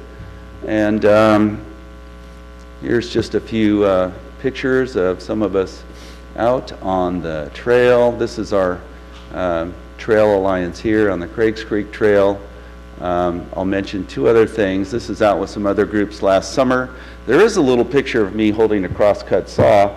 I just got back from crosscut saw training up in Oregon with Lori Ridgway yesterday, and did 2 days of that. And so county, if anybody has a crosscut saw out there, we're looking for one. And I'm also excited to share with you that I found out yesterday that our organization was one of 42 in the nation that won a trail stewardship grant. Outstanding. A small grant that will allow us to buy tools and pay for food and transportation as we actually go camp out on some of our trails to clear our trails. That's great. So, thank you so much, Joe. Questions for Joe? Okay. Chairman. Sorry, Supervisor. You know, I'm a firm believer in this project. I think you're doing a great job. It can be the impetus for an economic driver. But best of all, as you know, the Secure Rural Schools and Communities Act just passed. And that has also Title III in it that you're well aware of. And that's a RAC that's being established right now, or reestablished, because of course all the members' terms have expired. Right. So I think once we get that established, I think this should be one of the first projects that we should be working on. It could provide thousands of dollars, as you know, for this kind of a vital project, and it can be one that rebuilds a lot of the recreational outlets for this community. So, Joe, I wish you a lot of luck. I'm going to try to get with the RAC and try to get this established for you. Thank you, Bob. I think that's a great idea for the RAC to do. Yeah. I'd love to see it. Joe, we're going to open it up for public comment real quick. Okay. Thank you. Public comment. Please. Wow, finally. They're going to be able to cross the river, I hope, with this trail without having to forge it, because I've been on that trail a couple of times, and I guess it dead ends, unless you want to go across the river. Is that right? It does. Yeah, so I'm very excited with this, I hope. Excellent. I don't know how they'll do that, but I'm sure there's a will. Thank you, Linda. Please. I'm still here. My name's Kent. I'm from Gasky. I have a question for Bill.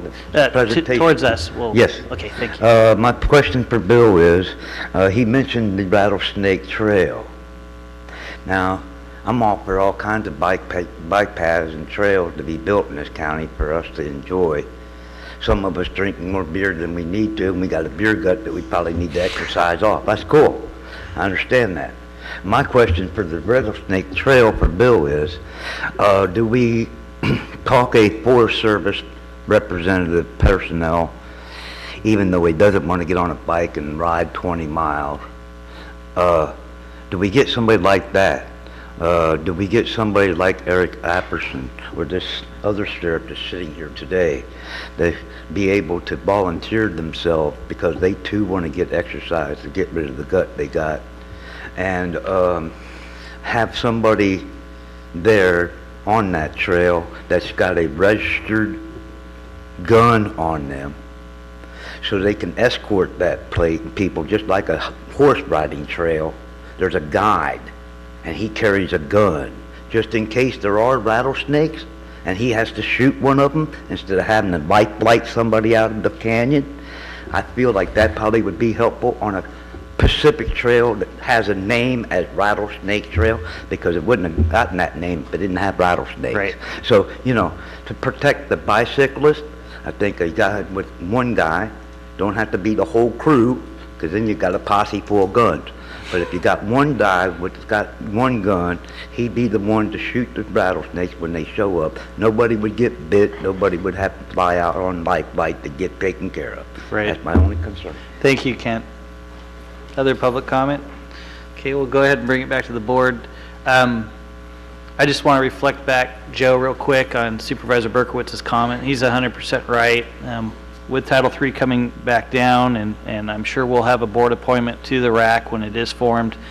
Yeah, that first set of funding that really got you kicked off on this project many years ago through the RAC was incredible. I think now, with that new piece coming along, there's going to be great opportunity now to help build a lot of these pieces instead of just doing the planning grant, which that first RAC project funding was for. So really appreciate your efforts on this, and glad to see you're extremely active in retirement. This, I think, will be a great boom, as Supervisor Berkowitz said, for our community and this tourism economy we're currently latched in on. Appreciate your time and efforts. All right. Okay, our last timed item. And I see Mr. Davis in the audience, our chairman of the Cannabis Working Group. Welcome. Thank you. Good morning. Good morning. I love these meetings. Happy to be here. We love them too. Super. The county, if you didn't know, we're actually really busy. But yeah, I believe it. And I see you have your vice chair here with you too, yeah, Mr. Alexander. I want to say real quick, thanks to Joe. I'm really excited about this project. I love mountain bikes, and also really love BMX racing. There's a BMX track in Humboldt and a BMX track in Grants Pass, but we have nothing here, and it's hard for kids to travel. So I'd love one day to see a BMX track here. Excellent. Squeeze that in. Okay. Before I forget, I have some papers here that Angela Gore produced, some rough estimates on tax revenues, theoretical tax revenues for the cannabis industry. And I'll just hand them. Thank you. Just estimates pretty accurate, but I think the manufacturing number there could probably add a 0 to that. Really? In terms of the gross sales. And then I'll just say one other quick thing about the tax measure. In there, not everybody maybe noticed it, the tax measure provides an ability to tax illegal grows. So if an ordinance doesn't come to be, or there's an illegal cultivation site, the county can impose a tax on that, the same as you would ordinarily, and attach a lien to the property. So it adds another tool for enforcement. Yeah, that's an important piece of Section 10 there. Okay, so the working group meeting, our last meeting, we talked mostly about the retail ordinance with a couple of areas of focus. And we're getting close. I'm expecting that we can wrap most of this up by the end of our next meeting for the retail ordinance specifics. If you guys want to look over this tax paper here first and ask any questions, we can do that. Yeah, please continue. Okay. Yep. So we talked about how we might communicate with the tribes, how to have a tribe, specifically a member of the Yurok tribe, on the working group. And I see that's on the agenda here today, so that's good. So that's about it for that. And then we talked at length about the idea of a delivery service. Delivery service is licensed here in Del Norte County. And we had some varying opinion on that among the members of the working group. But I think what the sheriff had to say probably carried the most weight of all the members. And the sheriff brought some concerns, safety concerns, security concerns for delivery, which are definitely valid. So we had one member missing. Eric wasn't one member of the public. Eric is a public member on the working group. He was not able to attend, so we'll talk a little bit about the delivery at the next meeting when he's there. But it's sort of looking like it's something that we'll probably just hold off on not included at this time, just in the interest of simplicity, until maybe there's some money available to address some of the concerns of the sheriff regarding deliveries. And then kind of the balance of the time we spent talking about existing locations. We have some existing dispensaries and ideas about how to include these existing locations without making any special exceptions for anything, you know, because the rules need to apply evenly and broadly across the county, and apply evenly and equally to everyone. So we talked a lot about the dispensary on Northcrest. It's pretty widely accepted by the community. It's been there for a long time. There seems to be not many objections from the community in terms of its location and how it operates. But interestingly, it's about 550 feet from a school, the Seventh-day Adventist church and school. And that's just underneath the state standards for setbacks. Counties and localities can choose a setback that's less than the state standards if they choose to, if there's a need for it. So we spent quite a bit of time talking about that, how to possibly accommodate something like that without making special rules or special exceptions. And we didn't come to any real solid ideas. We had a lot of different kinds of ideas. So I think maybe what I'd like to propose at the meeting is maybe trying to find another way of limiting the number of stores rather than just using large setbacks from sensitive zones. I'm not sure exactly what that'll look like at our next meeting, but with really large setbacks, it sort of wipes out a lot of the good available commercial area that I think the community at large would agree are good locations for retail in commercial zones. So not sure exactly how the solution to that will work out, and that'll be probably the focus of our discussion at our next meeting.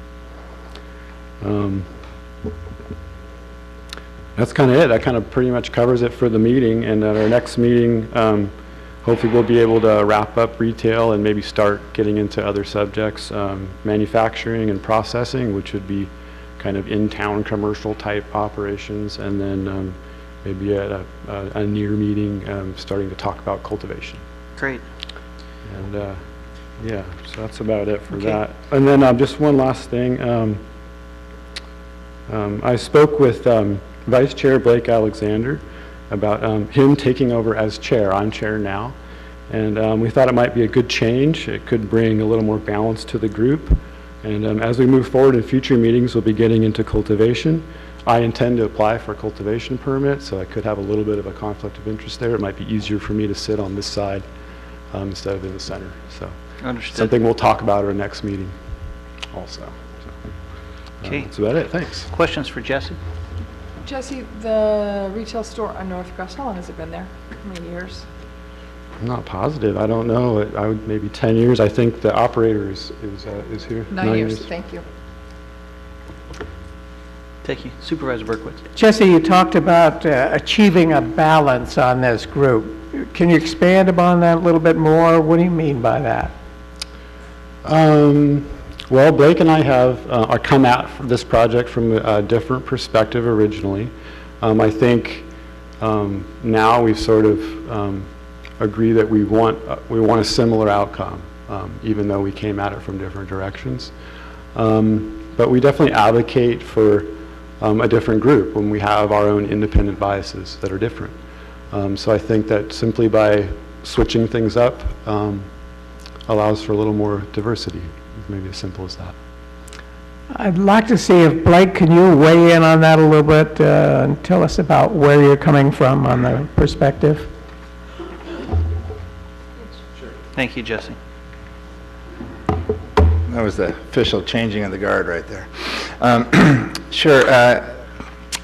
I got asked to be on this committee last summer, whenever it was, and you know, if I had my druthers, the policy, the ordinance would be quite simple. I would just say that, you know, I prefer that Del Norte County go on record as being opposed to marijuana, period. And let our neighbors take care of it. And so that's where I came from, and that's where I started, and I still have, you know, the same similar desires. However, I also understand that, you know, it's a democracy, and I don't get to dictate when I'm off the farm. So you know, what I think what Jesse's saying is he's accurately reflecting that, you know, he was here and I was here, and many other folks were over there too with him. And, you know, we're trying to do our best to meet somewhere in that center zone. It's not necessarily in the middle, but it's somewhere other than where we started. And I guess I would simply say it like this. So I think what I've been able to do is somewhat influence and convince and, you know, have a bit of an influence on the decisions that, let's put parentheses, let's put parameters on the entire process of the cannabis industry here in Del Norte County. Let's not do what Humboldt County did originally, which was kind of a wide open, generally let anything happen. So let's keep the large cartel growers out of our neighborhood if we can, and let's keep it local. And by local, what I mean is somewhat confined and smaller scale, possibly. We really aren't sure. We haven't got through that yet. But you know, I just trying to summarize, I think, what's been going on. The other thing we've done as a group was decided not to have motions and voting, and so we've done everything by consensus, which I think has worked really, really well in this case, because we really don't move along until we're all generally in agreement that, okay, we can live with that policy. And so that's kind of, in regards to taxes, I know that's coming up. We were at opposite ends there, right? I believe that it needs to be more expensive. I mean, it needs to be taxed at a higher level, and the majority of the committee was just kind of toning towards the smaller end. And that's why we ended up with a range of, I think, 2 to 6 instead of an actual number. And so, you know, from my point of view, we kind of let the community down. We should have came up with just one number and not passed it over to you guys. But on the other hand, that's you know, somewhat your job. But I think it was our job to kind of field through that and sort through that, and I'd like to see us continue to sort through everything as we move forward, so that we don't give a controversial presentation, that we just kind of generally speak with one voice. So, questions? Other questions? All right. Let's go ahead and open it up for public comment. Thank you.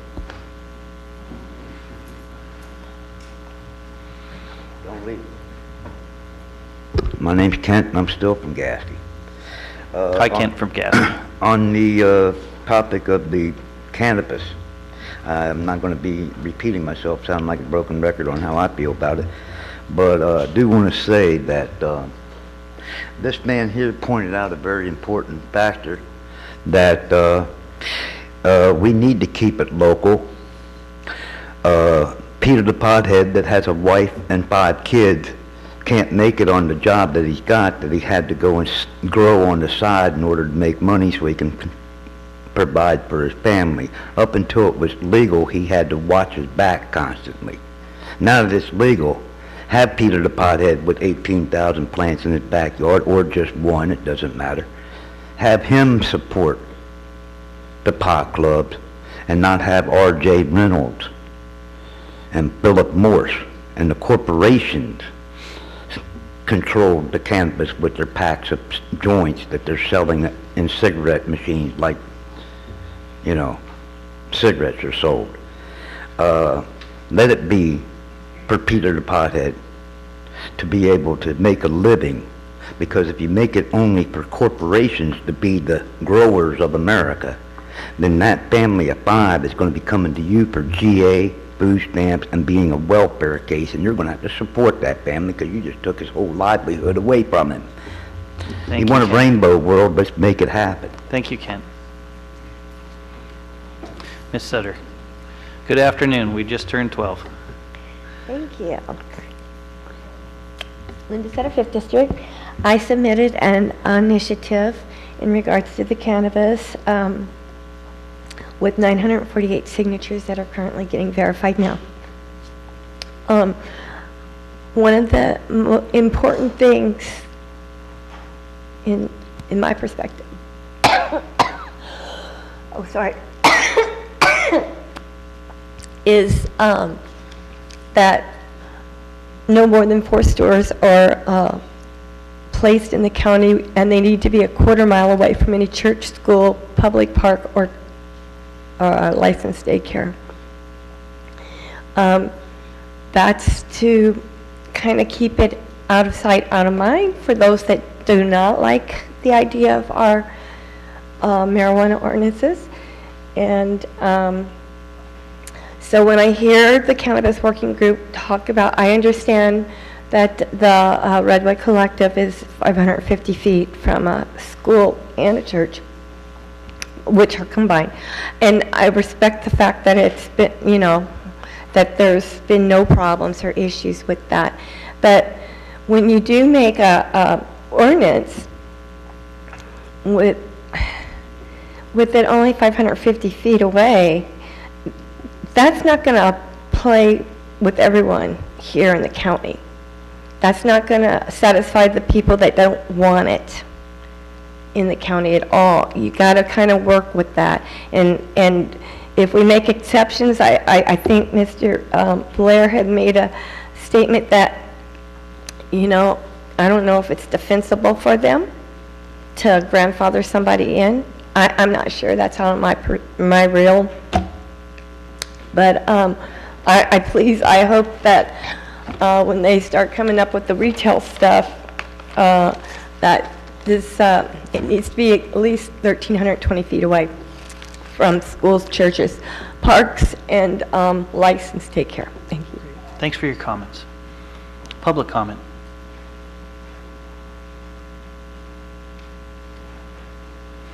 Good afternoon, Liz. Mr. Chairman, members of the board, Liz Freeman, District 5. Mr. Berkowitz is my representative. I was debating whether I should speak now or wait until the next agenda item, but it looks like I should speak now. You can take a crack at it. Thank you. I have 2 minutes and 45 seconds. I just wanted to say that I've listened to the comments throughout this morning. It sounds like it was kind of a packed comment area and a agenda area, because almost every item that I've listened to this morning has a comment how we're going to be able to use this marijuana money or whatever it's called, or that the supervisors have this opportunity to get funds to these different programs. I think we're putting the cart before the horse. We have to remember that marijuana, recreational marijuana, is banned in Del Norte County. It's banned right now. We could do away with all this waste of time and effort and everything if the supervisors, you folks who have the vote, who are our representatives, quote unquote. By the way, we have we live in a republic, and just say we are going to ban recreational marijuana in Del Norte County. We would still have the 215 cards. They would still be able to raise their plants. They would be handled. The situation would be handled for medicinal purposes. But now we've set up, I guess you folks put it up for this committee, and now it has gone into this like it's a done deal. And I know, Jerry, that you said that the horse had left the barn on that respect on our last board meeting. But the horse hasn't left the barn, because we are still under a ban of recreational use of marijuana in Del Norte County. And the only thing you guys have to do as a board to keep our communities safe, and I don't know what it's going to be if you legalize this in Del Norte County, but is to just say we're going to have the ban. It's going to be banned. And for it to say otherwise, I hadn't mentioned, I've only got a few seconds left, that, well, all the other people were yelling so loudly at the last meeting that those are the ones we heard. Not enough of us spoke. When it gets to that point, when anarchy rules in Del Norte County, we are in more trouble than we will ever get over with. I really appeal to you, to your community, to the thinking of your children, for our ongoing community and what's down the road. Please keep the ban in place and forget about all this ordinance and everything else. It is way too early to do any of this. I just urge you to say we are going to ban recreational marijuana in this town and our Del Norte County and have done with it, and we can all go about our business and feel a lot safer. Thank you. Thank you. Public comment.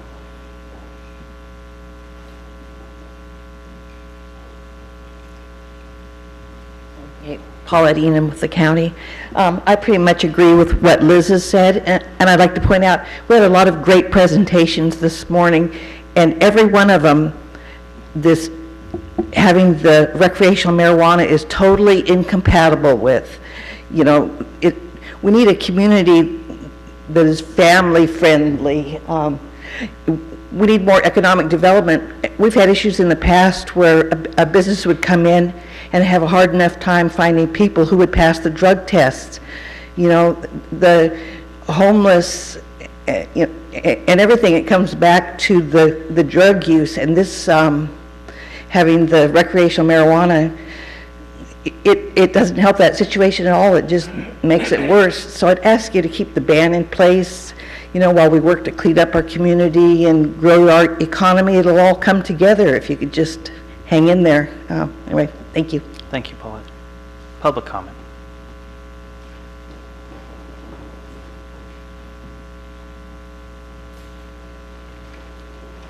Good afternoon. Hello. Hello, my name is Aaron Skroback, a Del Norte County resident. Aaron, can you raise the mic, please? Thanks. Here we are again. What does the board have for us today?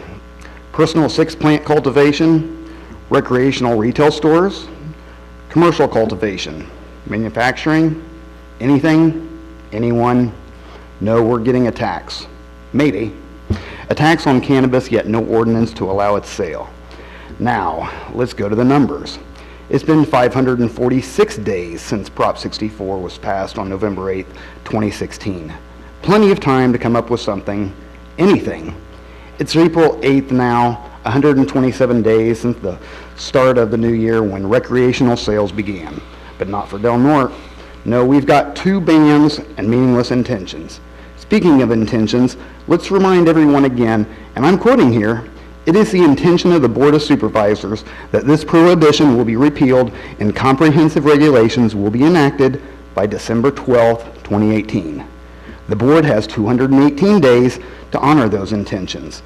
Those intentions were announced 70 days ago. In all that time, what regulations have we received? Absolutely nothing. Thank you. Public comment. Okay, we'll go ahead and bring it back to the board then. No, I have something to say. Oh, sorry. Wasn't sure if you... Hi, Patty McCauley. I am the owner-operator of Redwood Coast Collective on North Crest Avenue. We have been there for 9 years. We've had a stellar reputation with the community. We set back for those of the Board of Supervisors that have come to visit our location. You know that how hard it is to find it. We're really discreet. We don't advertise. We're strictly municipal. We have been for many of years. We have now 1,300 members that are municipal that use our location. There was a little bit of things with the church and the youth group. Well, after contacting Normal, Safe Access Now, and a few other organizations, I got the definition of youth groups. And that's from the age of 11 to 18. Activities, stuff like that. The church next to us does not have that facility, or does not offer that at their location. Mason, the pastor that is the, excuse me, I'm a little flustered this morning. Mason is the pastor of that church. He is also my neighbor. We've been neighbors for many years. We get along great. They have no problem with us being there. It is hard to find another location. With restrictions on footage and stuff, there is very little commercial property in the county to have an outlet. It is really limited if you put on large limitations on foot measures and stuff like that. So I'm speaking up for all the people that can't speak up, all my members, and I'm here to support them, and I'll do everything that I can to be able to remain in the location that I am. And I thank you for your time, and I thank the board for all that they do, the ordinance board. It's not an easy job. They're trying to do their best that they can and make it fair for everybody. And so I appreciate them. I appreciate Joel and his information that he puts into it, and I would like to thank them for all their time. Thank you very much. Mr. Dorigo. Hi, I'm Robert DeRigo, Del Norte County resident. I'm on the board and manage Del Norte Patients Together. So I really think we do need to find a way to suit Patty. She's the cannabis activist of the county. You know, and she stayed quiet because at the time, you know, being arrested is a horrible thing. It's just awful. You know, it's just it's the most humiliating thing to be a second. It's the most. It really puts you in you're a second-class person when you're arrested. You know, and for first-class people, they can sit there and judge the second-class person, I suppose. But you know, that's the big thing for me, is ending the stigma with cannabis use. It really is, for an adult, especially for an older adult, it's a health supplement. There's no ends about it, really, unless you just can't tolerate THC if it makes you dizzy or something. For an older adult, it's a health supplement. It doesn't have to be our culture that our youth will imbibe it as a rebellious thing. You know, that depends on how we're in what context we're putting it. You know, but I support the work of the cannabis work group. I wanted to come up here and speak for the end of cannabis user marginalization. You know, we're first-class people. We have children. I used cannabis this morning before I got going. I go with my coffee and my cannabis. I do it every morning, and you know, my mind never stops. I end up I'm plotting businesses at 7 in the morning. I'm plotting them at 7 at night. I'm, you know, in 7 locations at once, answering a phone. And I use cannabis all day long, an obscene amount, really. You know, if anybody is addicted to cannabis, you know, it's Robert DeRigo. I exercise my demons with Mary Jane, and I abuse her in a series of small fires. And there's nothing really all that wrong with it. You know, there's always the people that like to, you know, have a cup of coffee. That changes how you're feeling. A cup of coffee, you know, otherwise people want to drink it. It tastes awful, let's all admit it. Coffee tastes awful, and it makes you use an excessive amount of toilet paper. But it's a drug, and so we've incorporated it into our society, you know. In fact, it's picked for about $2 a day on average, so it actually creates a slave trade. But it's a drug, you know, and alcohol's a drug. Our social media usage is an addictive personality. And cannabis can be used addictively, and it can be a problem for people, but no more than anything. You know, water used in excess, you know, causes drowning, and so I support you know, the future, which is we're going to have cannabis everywhere between here and Alabama. It'll be in gas stations. Right now it can't be, but eventually it'll be in gas stations, and there won't be cannabis shops. You'll just buy it at your normal store. You know, why would they not want to sell the product? So. That's my 2 cents. Thank you for your time. Thank you,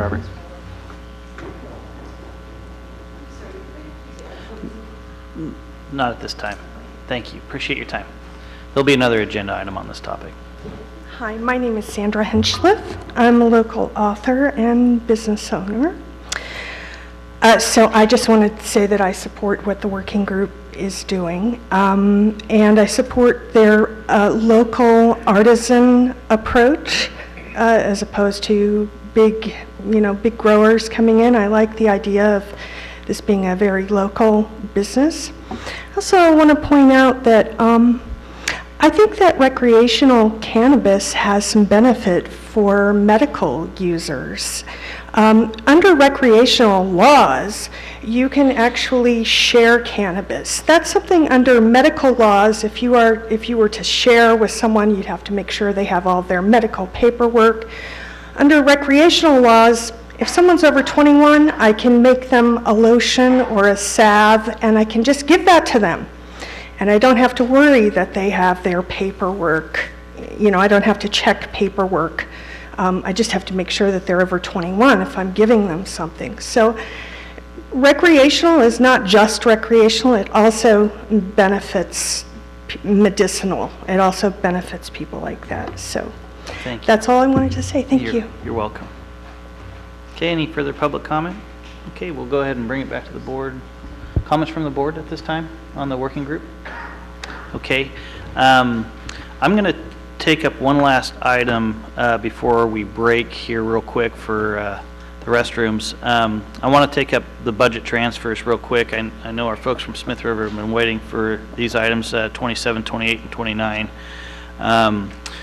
Item number 27 is approve and adopt budget transfer 04-05 in the amount of $225,000 and $222,500.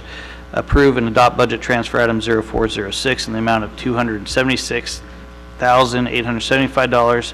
And item number 29, which is approve and adopt the transfer of 06-01 in the amount of $34,094. And that specific budget item would be our contingency fund transfer specifically for the Fred Haight Drive cleanup, which I believe a lot of the Smith River residents are here for today. Let's go ahead and take those items up now with public comment. Mr. Chairman, I would move to approve budget transfer 04-05, 04-06, and 06-01. Okay, we have a motion. We have a motion and a second. Was there any public comment on those items today? Oh, just one. Hey, Jake, welcome. Sure when to go in there. Hi. Now's a good time. Good afternoon. I'm Jake Smith. I live in Smith River. This is very, very good news for the community. Very good news. I know residents had a lot of concerns about environmental damage, blight on the community, and this certainly is a positive step towards trying to rebuild the town.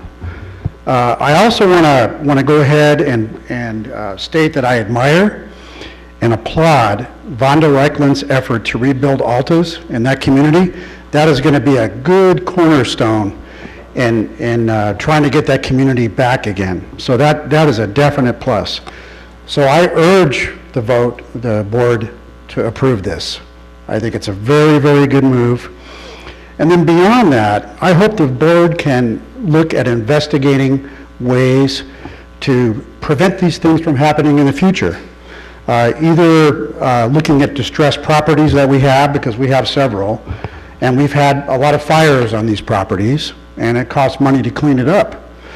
So I hope that also we can look at ways to either put a bond or insurance on these distressed properties, because the board can't afford, the county can't afford to pay for all these cleanups. There has to be something done to try to address that. Thank you very much. Thank you, Jake. Other public comment at this time?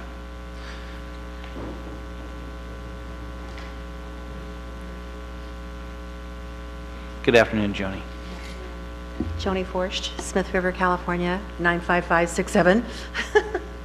I would like to, first of all, thank Dominic for all of the hard work that he has put into this project. Thank you so much. And thank you to all the board members for sticking with this and carrying through, because this is so important to us to get that mess cleaned up. I envision little shops along Fred Haight Drive, a dress shop, a candy shop, an ice cream store, whatever it might be. But I'm so happy. We're all happy. Thank you, you guys, for sticking in with us. Thank you. Other public comment?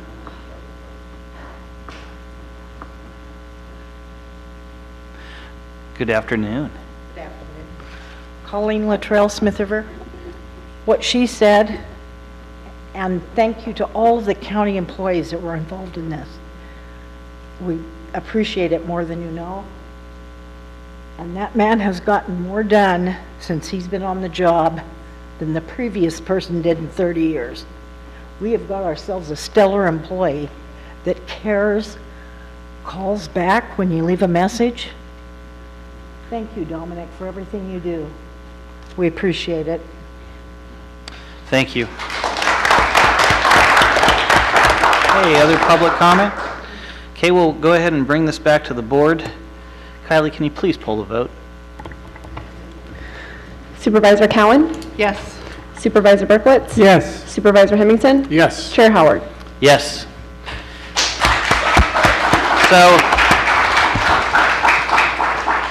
Dominique, I don't think the community could have said it any better. We really appreciate your efforts on this, but I know it wasn't just you. It took the work of County Council's office and a massive amount of time by Mr. Joel Campbell Blair here in front, and also our Community Development Director, Ms. Kunstl, our CAO, Jay Serena, and many, many others to keep persistent on this. I know transferring money out of our contingency fund to make this happen is difficult for us, but at the same time, I want to say that this was definitely something we needed to do, absolutely needed to do when we abated the property back in October. So thank you again, Dominique, for being persistent and making sure we get that place cleaned up.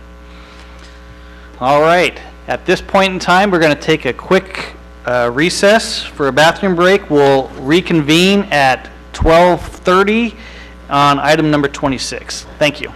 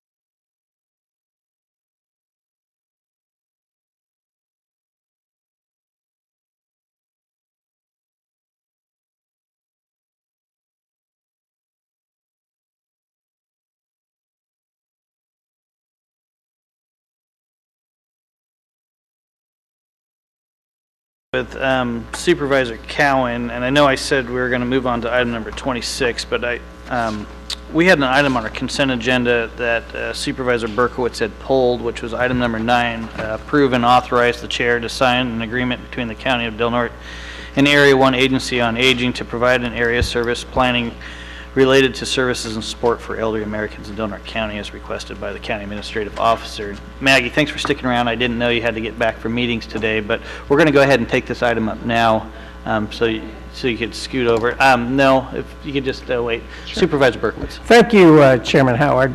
As you know, Mr. Gitlin has not been here, and the reason is for an emergency medical situation. Mr. Gitlin is most interested in this item and expressed that interest to me, that I would like to have it discussed and voted on when he's here and when he can interact and ask Maggie whatever questions he has for her. So that was my reason for wanting to take it off the consent agenda and hopefully get it scheduled for a time when he's back from his medical procedures. All right. He will be back? Because the current agreement that we have terms out at the end of June. Well, the word that I got is the only meeting that he was going to miss was this meeting. Okay, I just want to make sure that we weren't overlapping. Sure. Okay. Thank you. Let's open it up for public comment. Okay, we'll go ahead and bring it back to the board. We have a request by Supervisor Berkowitz to potentially table this item until our last meeting in May. What's the will of the board at this time? You know, I'm involved with this. I sit on the Area 1 Aging. We pay this group $24,000 to do the work of everything up here, combined with the senior center. We cannot do that on our own for that amount. We cannot do that for double that amount. We can't do that for probably 3 times that amount. So, I mean, for anyone to question it is beside me. And Mr. Gitlin questions it every year. It's usually very combative, and it's uncomfortable for Maggie. I think last year I had to send you a apology letter for the way you were treated. So, you know, I just see it as putting it off so Mr. Gitlin can have a chance to be abusive against her, and I'm not for it. I think it needs to be, we have a contract, as Tony was just saying, she stepped out, it's about ready to come up, and I'm for, oh, there you are, you weren't what you were saying. Hi, Tony. And I think it's time to just move on with it, so I'm not okay with tabling it. Okay. Mr. Chairman. I make a motion, okay. Sorry. So I make a motion to approve it. Second. Okay, we have a motion and a second. Discussion. Thank you. You know, one of the things that we've had before on issues is, from the chairman, in fact, it says, let's wait until all 5 members are here, and we'll discuss it and vote on it. We've had that on a number of occasions that I know of. And here we have a situation where a supervisor would like to be able to discuss this, no matter what his motions are, motive is, at least he can make his argument. Maybe he has some questions that we haven't heard before. Maybe they're the same ones. He deserves the right to be able to interact and be able to discuss this item. Now, if we're going to say, well, we're going to make an exception here for that we're going to say it doesn't matter if all 5 members are here or not, we're just going to go ahead and forget about it, then we need to do that for everything that we do. And that's my opinion. I'm hoping that if it's not a controversial item, that we dispatch with it the next meeting and we're done with it. Thank you, Supervisor. All right. Let's go ahead. We had it on this item, I believe. Sorry, Linda. Sorry, Linda. Sorry, Kylie. We had public comment on this already, but thank you. Kylie, can you please pull the vote? Supervisor Berkowitz? Would you repeat the motion, please? To approve the agreement, correct? That is correct. Supervisor Berkowitz? No. Supervisor Cowan? Yes. Supervisor Hemmingson? Yes. Chair Howard? Yes. All right. Thank you. Thank you, Maggie, for your presentation today, and we'll move forward with your contract ASAP. Yeah, we'll go ahead and we'll ensure that Supervisor Berkowitz communicates that to Supervisor Gitlin, that you're more than welcome to come back. Okay, thank you very much. Okay, let's go ahead and get back to agenda item number 26, which is approve the proposed Del Norte cannabis tax ordinance by a 4/5 vote, approve and adopt a resolution placing the ordinance on the November ballot by a 4/5 vote, and direct the clerk of the board to publish a summary of the ordinance within 15 days as requested by county council. Joel, good to see you again. Good afternoon. So procedurally, this is an ordinance that the board has to approve by 4/5. And then a resolution to put it on the ballot has to be approved by the voters. Whether it'll be a simple majority or a 2/3 vote of the voters will depend on if another initiative at the state level passes. But as things stand now, it would be a simple majority. This is a general tax for unrestricted government purposes. A couple of changes were made since it was introduced, and one of them is putting in that language, unrestricted general revenue purposes. So if this initiative, the Tax Fairness, Transparency, and Accountability Act does pass, it requires this language, so we're kind of preemptively complied with it. We've made a couple other very small changes, and then one pretty significant change is we broadened the language to make it clearer that it's not just people with a license who are taxed, it's people who should have a license who are taxed as well. This will give us maximum flexibility. Ideally, you know, we'll have the resources to prevent people from operating without a license, but you know, this will be a tool to help us stop them if necessary. Other than that, you know, this has been seen now, it's been introduced, so if there's any new questions, I can answer those, or I'm, you know, on hand to answer questions that come up. Thank you, Joel. I want to revisit that piece of the discussion because it's pretty important. I know we've been going through this discussion at haste because in order to get it as a ballot measure, we had to bring it forward. Now, this is the last meeting in which we can bring it forward if there is going to be a taxation component on this. I know moving that discussion forward, as Mr. Davis has highlighted and also Mr. Alexander has highlighted today, the enforcement piece in particular being addressed here in both Section 8 and Section 10, I think is critical. As we've heard from the sheriff during last year's many discussions on this item, I think he had estimated close to 110 illegal grows potentially in Del Norte County at one point in time. I don't know if that continues to exist, but there is right now, as we speak, illegal grows commercial in Del Norte County. How do we address that is my biggest question as we move forward and try to develop ordinances. How do those components get into the sheriff's toolbox or get into code enforcement's toolbox in order to have revenues essentially generated to help the enforcement aspects of this? We obviously don't want a free-for-all out there, and that's why regulation's been put in place. More importantly, that's why Proposition 64 left it up to the choice of the counties to do so. But bottom line, as Jesse has elaborated on and other folks over the last year and a half, we do have current grows here that we as a community need to deal with. And it was present under our last sheriff for 12 years, and it's present under this sheriff now for the last 3.5 years, and that has not been dealt with to date. And I suspect it's resource driven for the most part, why those haven't been dealt with. And if this helps alleviate some of that to address it and bring people into compliance with regulation, then I'm definitely all for it.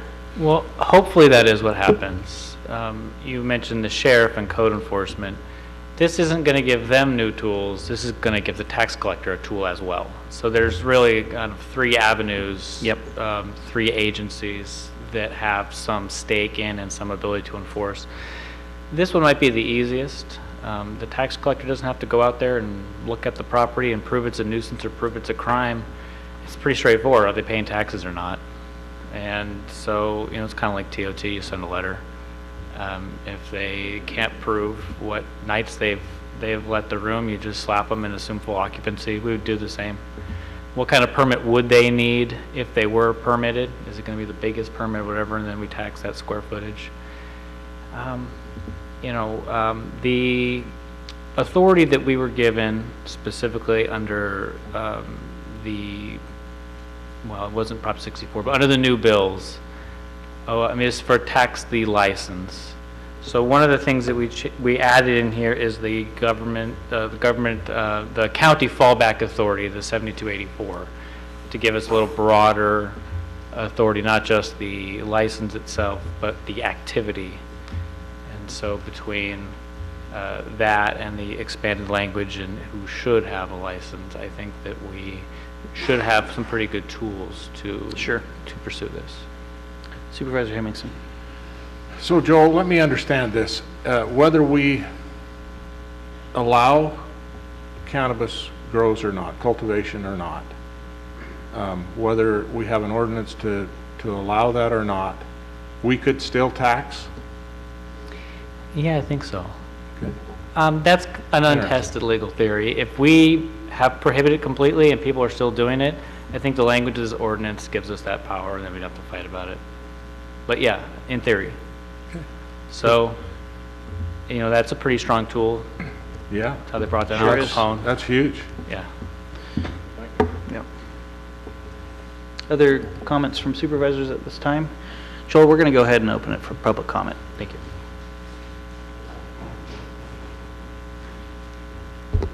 Jake Smith, I'm with the county. I heard the discussion about this, and I think Supervisor Howard, you alluded to the fact that we have all these illegal grows, and I suspect too that we don't have resources to go out and enforce and clean up those illegal grows. And I haven't seen the amount from the tax that they say is going to be generated, but I suspect that it's not enough to clean up those illegal grows. And so I presume that that whatever costs are incurred to clean those up are going to come out of additional funds from the county, would be my presumption. So I'm just kind of thinking out loud about that, but certainly that's an issue that we need to look at, is how we're going to clean up those illegal grows, because directly or indirectly, those will be in competition with the legal growers. Yep. So that's my comment. Thank you. Thank you. Appreciate it. Other public comment at this time?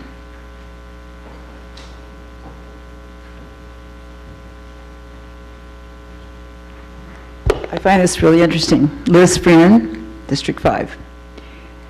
What is the majority that we have to get something like this passed? What is the name of it? Because if it's a tax, it has to be a 2/3 majority. But there's another name that it can be called, that we could have a simple majority. So what is it being called, and are we going to have a 2/3 vote? To get it onto the ballot, to be voted on in November. It needs to pass by 4/5 today. 4/5. So we cannot have a vote today, because we only have... Well, if all four supervisors approve, then we could have a vote today, but if one supervisor turns down, then that would not move to the November ballot, and we couldn't address this for another 2 years. Okay, thank you. Also, I'm a little bit nervous because I haven't seen or read the ordinance. Has anybody here? Is it available? Did I miss it somewhere? Yes, it's been published now for the last 30 days. How many days? 30. 30 days? I was here 2 weeks ago, and there was no ordinance then. They did not have a complete ordinance. Where was it published? I'll address that with Joel. On the line? I'll address that with Joel here in a minute. Okay. Okay, I just really hope that you folks will at least wait till the 5th supervisor gets here. We can if we're going to have it on the ballot in November. It'll then fail and go for another 2 years. What's the deadline? Today. May 8th is the deadline. I believe it's today, but I could confirm with Joel, because it is an important question that we do need to address. It's really important. Yep, I agree. Thank you. Thank you, Liz. Other public comment? Joel, I'm going to ask you to revisit some of those comments that she made. Mr. Dorico. Robert Dorigo, county resident. I just wanted to say, we should look at the opportunity to get anybody that we consider illegal grows on the rolls, and in business, providing jobs and that sort of thing.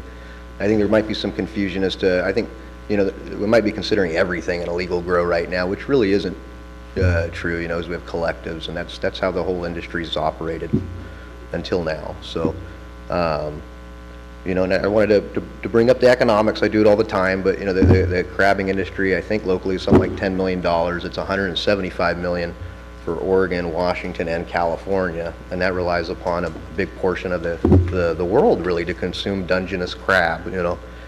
And not mentioning all the other cannabis products, just the edibles is about $500 million, and just the demand of the state of California. So just edibles, $500 million. It was about about three times the crabbing potential for the whole entire Pacific coast, just in edible cannabis products for the state of California. And then that number goes up, I think, 14-fold for all the rest of the cannabis products, you know, the flower and all that. So we're talking, you know, $7 billion, and we can produce that here. We put together the tax package, you know, and I don't really agree on it. It's more of a concession thing, like Blake had said earlier. You know, we're just kind of trying to meet in the middle. There's people on both sides of the, I would like to see zero, especially on manufacturing, because we could have a decent year-round job, you know, and entice manufacturers in LA to relocate, you know, and provide us jobs.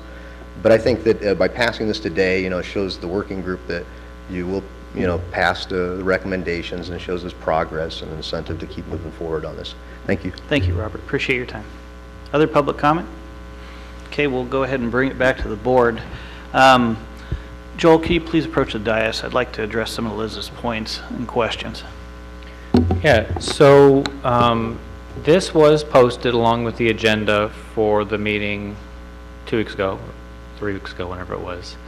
Some minor, the changes I talked about were added, and so the new version was posted with this agenda. Also, a summary was published in the paper the Thursday before last. Yeah, 5 days before the hearing. And so that's kind of the notice requirements. We did talk about the details of the ordinance the meeting before last, so the basic information has been out there for a good month or longer. This is not the hard and fast date. I don't know exactly what the hard and fast date is. It kind of comes down to printing and time and convenience and things. This is kind of, you know, we made a push to get it to this meeting in case something went awry. We have a little grace period, probably 1 meeting grace period if we really need it. I prefer not to, you know, get into a massive rewrite or complications on such short notice. So functionally, this is kind of when it needs to happen, but I can't say May 8th is the deadline. Elisa Northrup is the one that could tell you. I can't remember what she said. I don't remember if that was all the questions. It was specifically on what is the final date to have it voted upon to ensure that it gets onto the November ballot, and then in addition, what number of votes does it take today to do that? So it does, she's right, it's a 2/3 vote, but since 2/3 of 5 is 66% of you, it's functionally a 4/5 vote. So it is, you know, if all 4 of you say yes, then we're good. If not, then it fails. If you have the vote today and it fails, we would have to bring a different ordinance for another vote. And then we would need direction about what on earth that ordinance would be. And you know, we have very, very short time to do that in, so. Okay.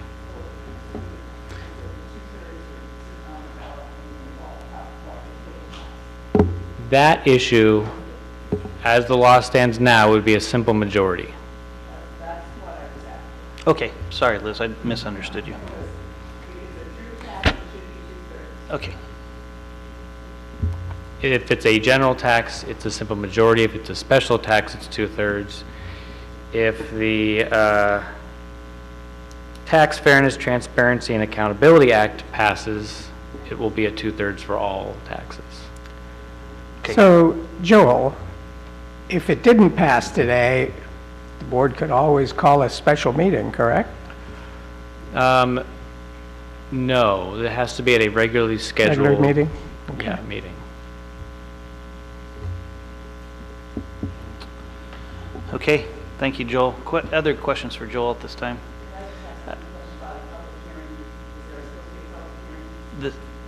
This is the public hearing.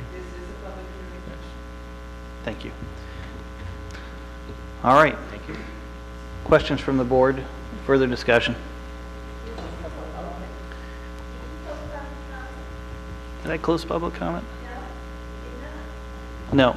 Please come forward. Sorry, I get distracted here. That's okay. So my understanding is that after Mr. Blair had created the ordinance, and then one of the meetings, Ms. Cowan wanted some language changed, and it had already been posted in the newspaper. So when you change the language, you have to repost it in the newspaper, and it has not been reposted in the newspaper. So then, when it's not reposted in the newspaper, then the clock starts ticking after it's been reposted in the newspaper. Thank you. Thank you. Okay, other public comment? This isn't, you've got to engage with the public. Just briefly, Liz. This is what's making me nervous, because do we understand really what we're voting on, even with the number-wise? So it's plain then, we have to have it, to make this pass today, our representative board has to have 4 out of 5 vote yes, correct? Correct. Then that would get it on the November ballot. Correct. On the November ballot, we would have to have a 2/3 majority if it's a general tax. No, this is. I mean, if it's any tax should have a 2/3 majority. So how are we getting around the simple majority? I think it's what we're going to title it. How is it going to be titled? Thank you. Correct, Mr. Chairman? Correct, and we'll readdress that with Joel. We're going to readjust that with Joel here in just a second. Okay, and just so clarify the that folks again. know, because a lot of the public is thinking it will fail because it's a 2/3 majority. The public needs to know that what the soups are going to do is put in to motion and on the ballot an ordinance that will pass with a simple majority. It's a tax. It's a general tax. So, yeah, thank you. So that's what I want to make clear. What will it be in November if it goes from there? Correct. And then it would be a simple majority. That's the key thing. Yes, Because and- we want a 2/3 majority, so we're not going to just say it's a marijuana tax. Yep. We're going to say it's just a general tax. Correct? No. Okay, can you clarify that? Yes, I'll have What- Joel, we'll have Joel clarify it Okay, right what now. are we going to do Thank you. in November? Thank you. Unfortunately, there is a little bit of a nuance to what happens in November, but it is not true that a tax has to pass by a 2/3 vote. Only a special tax does. A general tax is a simple majority. It has nothing to do with whether it's for cannabis. It has to do with what you're going to use the money you raise for. This ordinance was written for unrestricted general government purposes. It will be a simple majority. The wrinkle is there's an initiative from the state level that would change the California Constitution retroactively. So if this doesn't get 2/3 in November and that one passes, it will basically invalidate this one. It's complicated. There's not an easier way, I think, to say it. The law as it stands right now is this would be a simple majority vote in November. Thank you, Joel. Clarify that it is a tax, because I think what Ms. Freeman's belief is that we're not calling this a tax, because her belief is that you need a 2/3 vote for a tax. And I want to be clear that this is a tax measure, but a regular tax does not need the 2/3. A special tax does. Liz, please. That's all I wanted to make sure Yeah, that Joel sorry. clarifies. This is a tax. It does not need a 2/3 vote. Yes, yes. Thank you.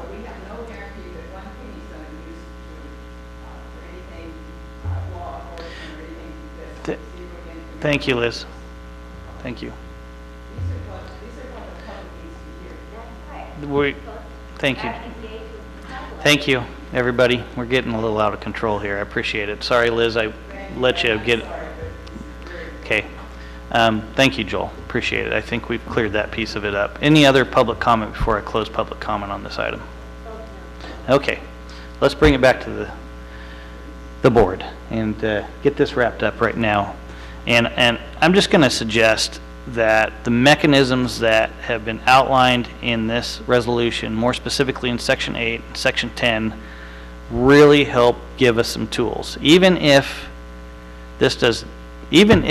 our ordinances do not go forward, I think as Supervisor Hemmingson has pointed out, even if we don't have a commercial piece of this, even if we don't have a retail piece, if this goes forward and the voters approve it in November, we're going to have some funds available for code enforcement, we're going to have funds available for our sheriffs, and we'll definitely have a tool in our toolbox for our county tax collector to place a lien on grows that are violating our ordinances. This is the big deal of this, guys. This is a hammer that I think even those who don't want to see commercial grows in Del Norte County would want to see in a tax ordinance. This allows 3 big groups or agencies in our county, the tax collector, the sheriff's department, and code enforcement, to have that mechanism to pursue anything that would be illegal under our ordinances. Bottom line, I think it's a good thing. I think our working group has brought this to us in a very concise and balanced way, with working on both sides of this issue, with Blake on one polar opposite end and Jesse on the other end, to come to that middle ground to bring us something that we could bring to the voters in November. I hope it's clear moving forward with the type of decision we're going to try to make today, but I think we really need this piece of it. And I know Ms. Sutter is actively working on her own piece of this, where she has some signatures that could be looked at. They're currently with Alicia Northrup in the county clerk recorder's office. There could be another ballot measure for us in November to look at if she's successful, that would override everything that potentially that we're doing right now. Potentially.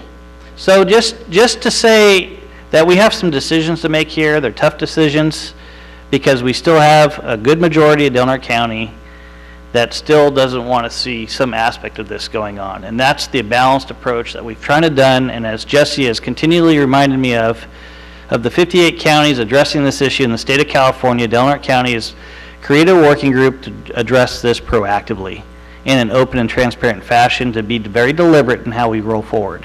And I really appreciate that feedback, Jesse, because to us, as we've said all along, I think every supervisor has said it now, we got to get this right. We do have to get it right, and I appreciate your time and energy. Especially if you've adopted a zero tolerance, or you don't think that we should have cultivation or sales in Del Norte County, especially that part of it is 100% reason to vote in favor of this tax. So that gives us the tool to be able to go out and try to clean up these areas if that's what we want to do, or to do the kind of enforcement that we need to do. Otherwise, we have nothing. We have absolutely nothing. We can have the ban, and these guys can continue to grow, and we have no way to go out and enforce it, or we don't have any way of taking care of what we need to take care of. This gives us a tool so that we're able to go out and check those people, even if there is no ordinance that allows it, even if we keep the ban in place. It gives us the tool to go out and try to do some enforcement. So I think for the good of the community, it's very difficult for me to see how you could vote against this. Okay. Mr. Chairman, point of order. Do we have a motion on the floor? We do not yet. Okay. Any further discussion from the board? Okay. Do we have a motion for item number 26 then? I'll make a motion for item 26 to go forward with the tax ordinance. Okay, we have a motion. Second. We have a second. Okay, further discussion? Mr. Chairman, you know, I have not been fond of the direction that the Cannabis Working Group has been going for a long time. I felt it was overweighted on one side versus the other. So I was really conflicted myself on what way I was going to vote on this measure. However, I am very encouraged to see Blake Alexander here today. This is a person that I respect a lot. He's been definitely, in my opinion, a voice of reason. I liked what I heard today when they said that they wanted to keep it local, that they wanted it small scale. Those are two things that I've advocated for a long time. As you know, from the very beginning, I was one of the only ones, along with Mr. Gitlin, that expressed an opinion about whether they were for or against cannabis in our county. So I've definitely been encouraged by what I'm hearing today. And I think that we have a good rationale for the ordinance that we have before us, that we're going to take to the voters. So I would hope that others could join me on this board and vote for this motion. Very good. Further discussion? Okay, Kylie, please pull the vote. Supervisor Berkowitz? Yes. Supervisor Hemmingson? Yes. Supervisor Cowan? Yes. Chair Howard? Yes, thank you. Thank you. Okay, let's go ahead and I think I've got, let's see, item number 30 under legislative and budget issues. Thank you, guys. Go ahead. We'll wait till you get out if you want to leave.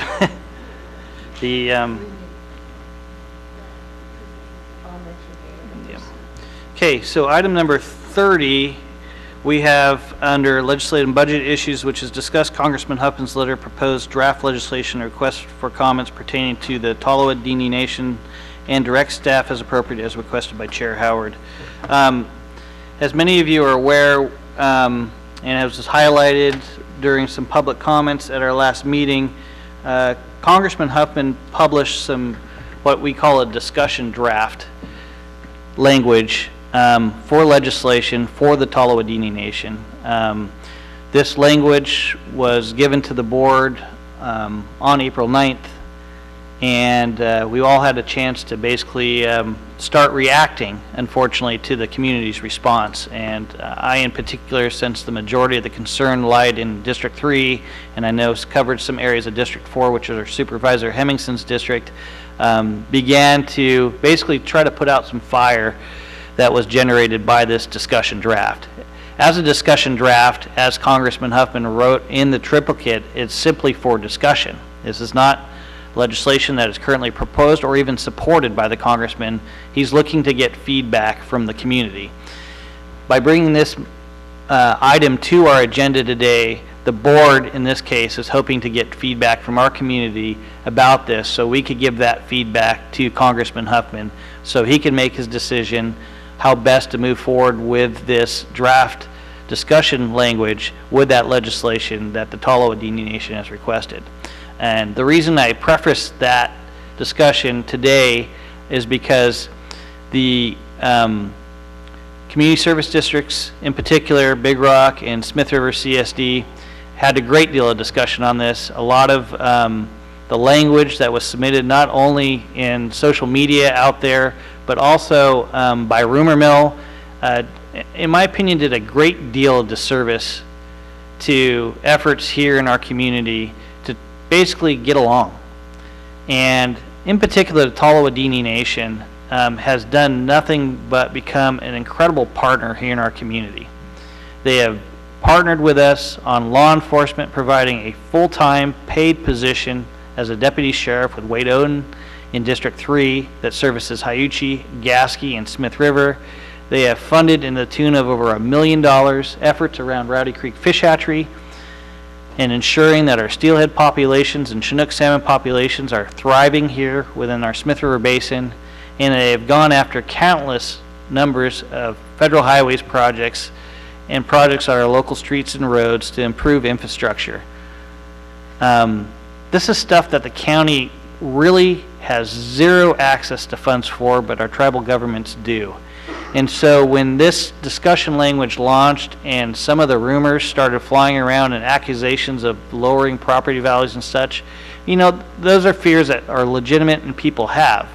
But we need to have them in an open and transparent manner, in a manner that they could express their voice to our government, in this case our Board of Supervisors, so we can convey those messages to our congressman who has decided to give this draft discussion language a voice here in our community. My hope is in moving forward with some response from our board today, we get our community's input so we could better address some of the issues that I've heard, not only from at our community service district meetings, but also here in our community day. So at this point, I'd like to open up this for public comment. Good afternoon. Stevie Lemke, I'm the self-governance analyst for the Tallawahd Nation. My supervisor, Bree Fraley's made public comment in multiple venues recently, but she's out on maternity leave, so here I am.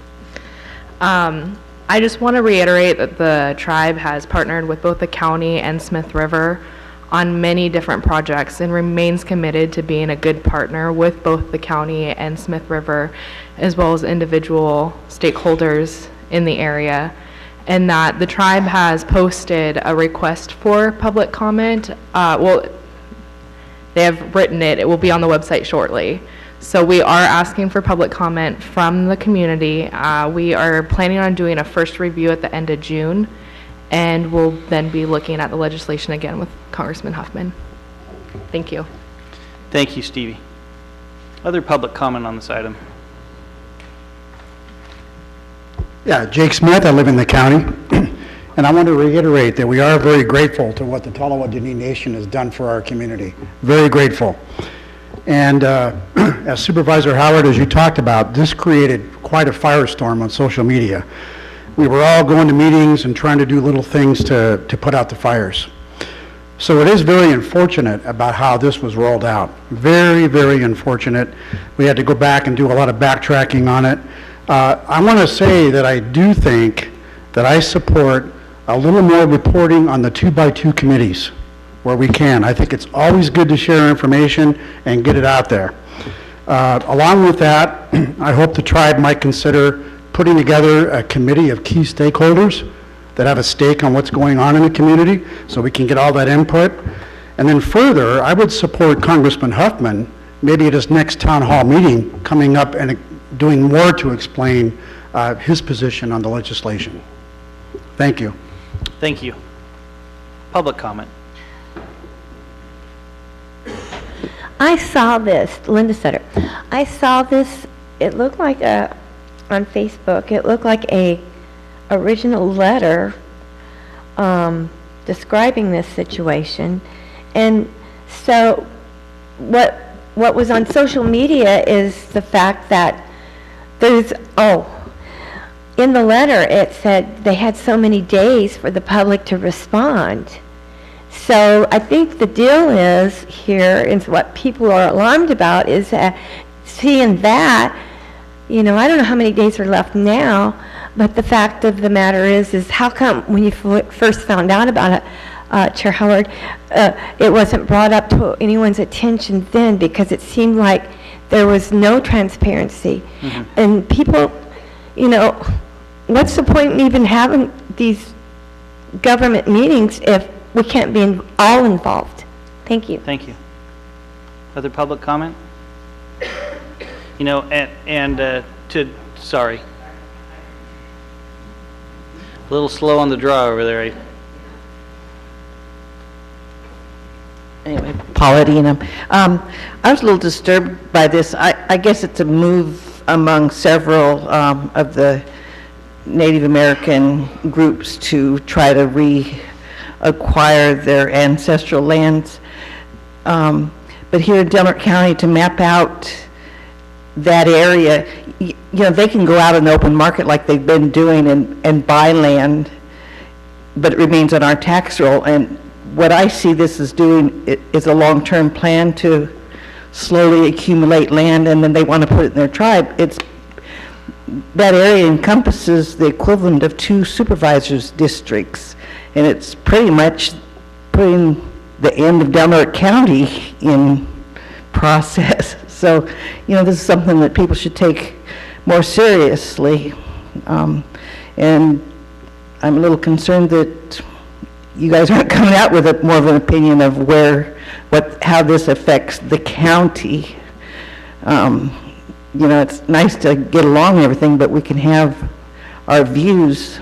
So anyway, I'd like to hear what Jerry had to say. When you got on the Board of Supervisors, you talked a lot about not letting land go off of our public tax rolls. So anyway, thank you. Thank you. Okay, further public comment? Go ahead, please, Stevie. Liz, are you going to? Okay, sorry. I just wanted to provide a quick clarification that Please. the legislation does not affect any land that is not currently owned by the tribe, so there won't be any tax implications for privately owned land not owned by the tribe. And the tribe already has the administrative authority to take land into trust. It's just a very burdensome process on the administrative side. So it's not granting the tribe any further authorization that the tribe doesn't already possess. Yep. Thank you. All right, further public comment? Okay, we'll go ahead and bring it back to the board. I think there were several points that were brought up by Ms. Enum and Ms. Sutter that I do think we need to address. I know Ms. Sutter has heard this from us before in the most recent discussion at the debate hosted by the Realtors Association. You know, there was zero to hide because there was zero language for us to comment on, period. End of story. We had nothing to bring back to the board. So having something to share at a board meeting other than the tribe is looking for draft legislation with Congressman Huffman, which is exactly what was reported out by Supervisor Hemmingson at that meeting, that's all we could share because there's nothing else to share. So I see where this has gone, and I know why it happened. It was very clear why it happened, and I'll leave it at that. But going forward here, the county has what we call a no net loss policy, which is something else that Ms. Enum was, I believe, alluding to. This is something that was created long before I was on the Board of Supervisors or Supervisor Berkowitz or Supervisor Cowan, but something that Supervisor Hemmingson was here for. And I'll let Supervisor Hemmingson cover some of the language of that no net loss policy, which as Breon Fraley, who helped draft this language for the Tolowadini Nation with Congressman Huffman's assistance, where we still cannot come to terms or resolution on. And this is a big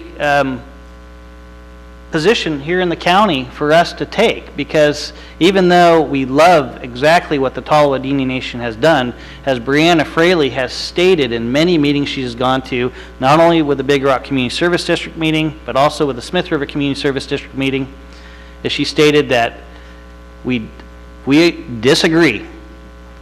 We disagree on lands moving from fee land to trust land because of the county's no net loss policy. And she knows that's a big holdback for us here in the community, but the tribe, in this case, is really working hard on the 2x2 to come to some medium ground that we could then share with our community on how best to move forward, to where they could realize some of the things that they want as a federally recognized tribe, and the county could realize some of the things that we need from our fee lands to support all the general government services that we provide here today through some of those property taxes.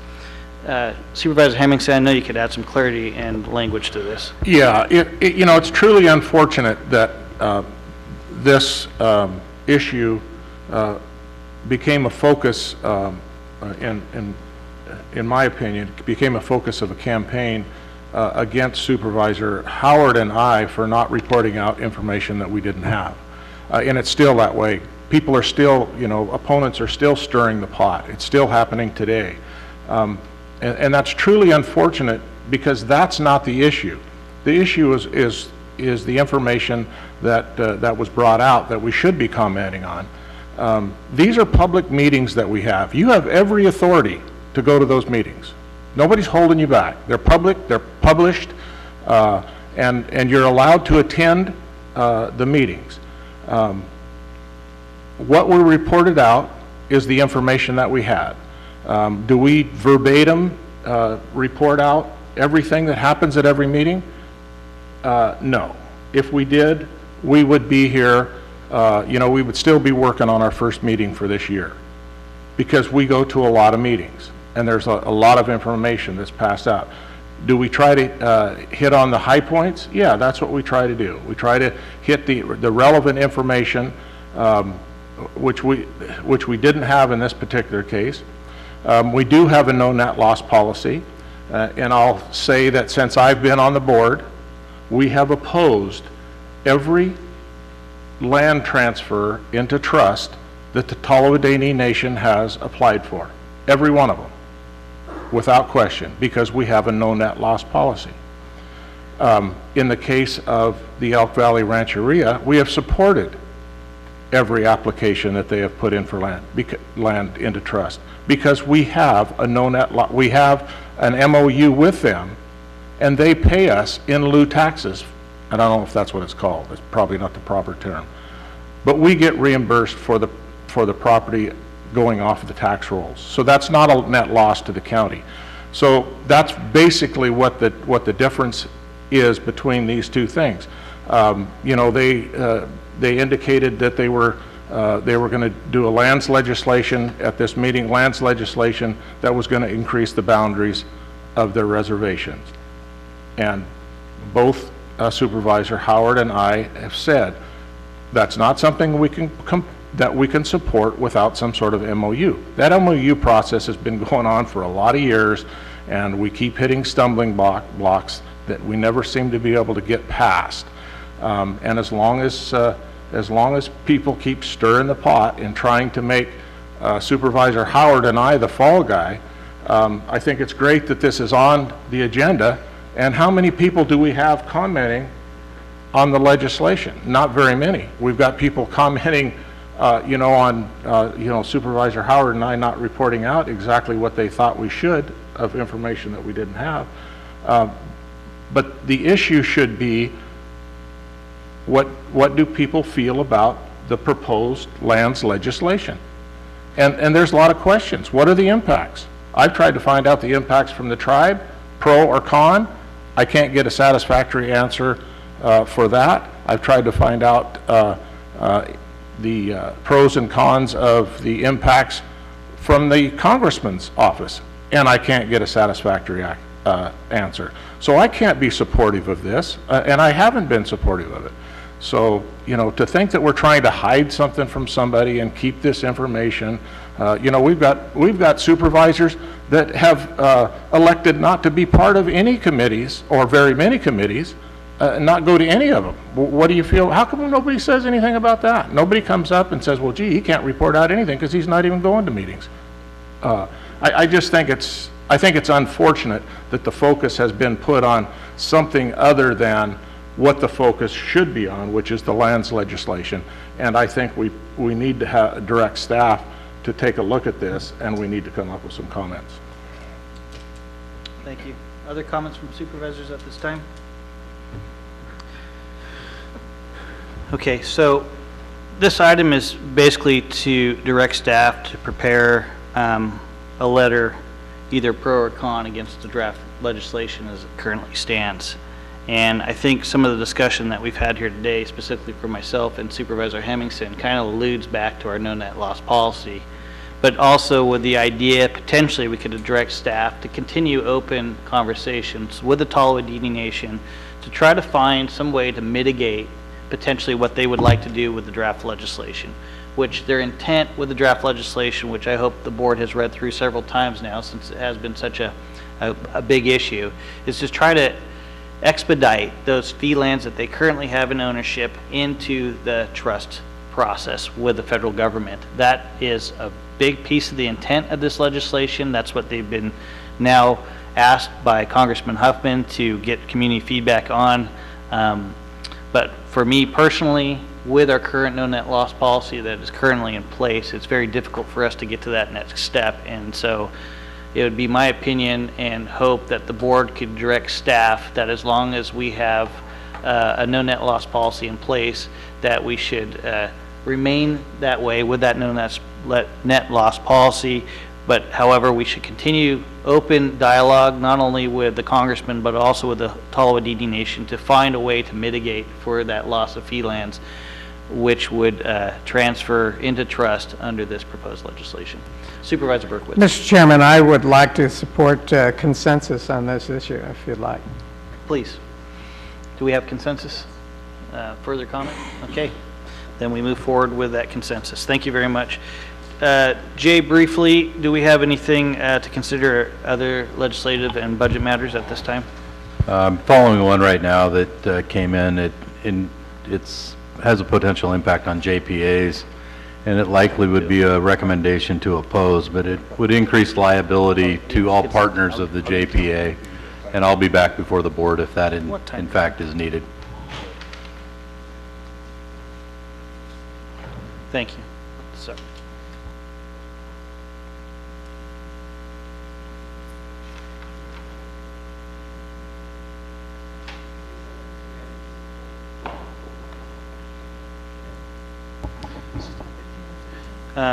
Correct. So getting back to consent agenda items, we did address pulled item number 9 already, which brings us to 15 and 16 on the agenda, pulled by Supervisor Berkowitz. Let's address item number 15 first. Thank you, Mr. Chairman. You know, we've had a lot of discussion about the direction of the Cannabis Working Group, and we're looking for basically some balanced direction. So we have before us a member of, or approving a member of the Yurok tribe, and I would just like to know a little bit of information about the member. We're going to be there, you know, what his interests are in being a member of the Cannabis Working Group, so that we maintain this balance that we're starting to create. That was my only concern. I don't know what we can do about that at this particular moment. Okay, very good. Let's go ahead and open up for public comment then, because Right. I believe we have Sure. members from the Yurok tribe Great. here representing that discussion item. Please state your name for the record. My name is Dr. Kate Fisher. I'm the Assistant Director for Planning and Community Development for the Yurok tribe, and I'd be happy to answer any questions you have. The tribe has a fair bit of experience working through the cannabis ordinance process, having now worked with Humboldt County for the last 2 years. We are interested in working with the county. The Yurok Reservation has a zero tolerance policy for marijuana use, but we are open to working with the county in the ancestral lands. I'm happy to answer the questions you have. Sure, I'm just asking who the member is. The member will be either Councilman Aubrey or as an alternate General Counsel, Ellie Hoops. So you'll have either an elected representative of the tribe or one of our attorneys. And that would be upholding the policy the tribe has already expressed. No, it would be working with the county on developing ordinances in a government-to-government relationship. Okay, I'm okay with that. Okay, thank you. Thank you. Public comment? Okay, we'll close public comment, bring it back to the board. Do we have a motion? Make a motion to approve item number 15. Second. We have a motion, a second. Kylie, please poll the vote. Supervisor Hemmingson? Yes. Supervisor Berkowitz? Yes. Supervisor Howard? Yes. Oh, excuse me, Supervisor Cowan. I'm next. Sorry. But I said yes, so go ahead with Supervisor Cowan. Kylie's blood sugar must be running low. And Chair Howard? Yes. Thank you. All right, item number 16, which is approve and authorize the use of budget travel funds for Chair Howard and other supervisor to travel to Washington, D.C. for advocacy to the Del Norte County federal legislative platform as requested by Chair Howard. As I reported out at our last meeting, I've been in discussions with Greg Burns, who's our advocate in Washington, D.C., and we've been discussing almost solid now for the past 2.5 months when the best time to go would be to DC. As I reported out at our last meeting, he felt very strongly we needed to be in DC May of this month. There's been several things that have also been brought forward by Supervisor Berkowitz at our last meeting specific to SRS. that we do need to get on, and as we heard some of the language that has been brought forward by our students here today with USDA and some of the issues that we're currently dealing here with USDA, there's some timely items to address in May that I know Mr. Burns is greatly aware of in getting us the right folks to be in front of in DC, both with the agencies and our legislators. So at this point, we do not have a specific date set for travel, even though Mr. Burns would like us to be there in May. I'm not sure if that'll work into our schedule, so we'll see. So it's kind of open-ended at this point. And then, yeah, I don't know much more I could add to it at this time, unless, Jay, you have some other comments, some more information that I don't have from Mr. Burns. Mr. Chairman, I was just asking on the consent agenda, it didn't give us any of the detail that you're providing now, and I appreciate that. And just who you're planning on taking with you? At this point, I'd leave that open for board discussion. I had hoped that Supervisor Hemmingson would join me on it, but that's currently where it stands. I have not asked anybody to join me. I've been having the conversations with Mr. Burns solely with just him. Yeah, so that was my only concern. I'd be happy to go if it makes Thank my you. schedule. Yeah, that was I my just only don't know concern. anybody's schedules at this time. Okay. Jay, do you have anything to add? No, I don't have anything to add at this point. I know that the last email that I saw, I was shooting for the last week in May, but that's not one gonna of work the for me. issues Yeah. was trying to work in everybody's schedules. Yeah, and that's the toughest piece of this. Yeah, I know the last week, it's not going to work for me. We have the director of Caltrans, who's brand new in district that week, and we have to be here for the last chance grade discussion piece, which obviously we can't be in two places at once because we need to be advocating with federal highways in DC for that piece of that. Yeah, we'll see how it goes. You might want to, I think, one of Ms. Sutter's concern was length of time, and I believe you guys were talking 2 days. Well, correct? that's only because last year, and we are talking 2 days, it was pulling my hair out. I think Jerry's knees stopped functioning after the dead pace walk we were on from 7 in the morning till 6 o'clock at night with the various agencies, and we didn't get to all the agencies that Greg had lined up for us. I mean, we need to maximize our trip out there. And Mr. Chairman, just one more inquiry. Have we Sure. heard from Federal Highways Administration on last chance grade? Yeah, I believe our congressman has, and that's the point of the stakeholders meeting that is coming out, that he's invited us to. I want to say, is it this month? I don't recall. Anyways, I just got notice by email last week of invitation to that stakeholders meeting, which I won't be able to attend, so hopefully somebody from the board will. Will you pass on that information? Certainly will. Okay, great. Certainly will. Okay, let's go ahead and open this up for public comment. I think it's fantastic, Sutter, here, that you're going to Washington, D.C. again. However, you know, you might be able to take some lessons. You've been sitting on the board for 3.5 years now from the city, because according to the Brown Act, whenever you're wanting to take and do something like this or go to Japan or whatever the case may be, you need to write down the approximate dates that you're going, as well as the reason why and the cost it's going to cost for the taxpayers. Okay. So, you know, get with the program, please. Thanks for your comments, Ms. Sutter. Further public comment at this time? Liz, I'd like you to address this piece of it because I know, but I'm going to. But thank you, Supervisor. Liz? So the Brown Act in Government Code 54954.2 says that at least 72 hours before a regular meeting, the legislative body or its designee, and I'm paraphrasing, shall post an agenda containing a brief general description of each item. The brief general description shall not exceed 20 words. So, you know, different council recommend, you know, different things. Obviously, the more robust an item can be under that 20 words, the better. But there's not, you know, the words are brief general description. So I think we're covered here under the Brown Act. And I think, there's been some question and answer, and I also think, in this particular item, the travel is budgeted for, so I'm not, as far as the board's policy of bringing these things forward, I think is, basically a policy of the board. So it's a good thing that, everyone's able to comment on it and the public knows what the travel is happening. But it's not, that portion isn't a Brown Act requirement. The Brown Act isn't specific to travel. Thank you. And Liz, I appreciate you clarifying that, because this is something that we budget for annually to go to Washington, D.C.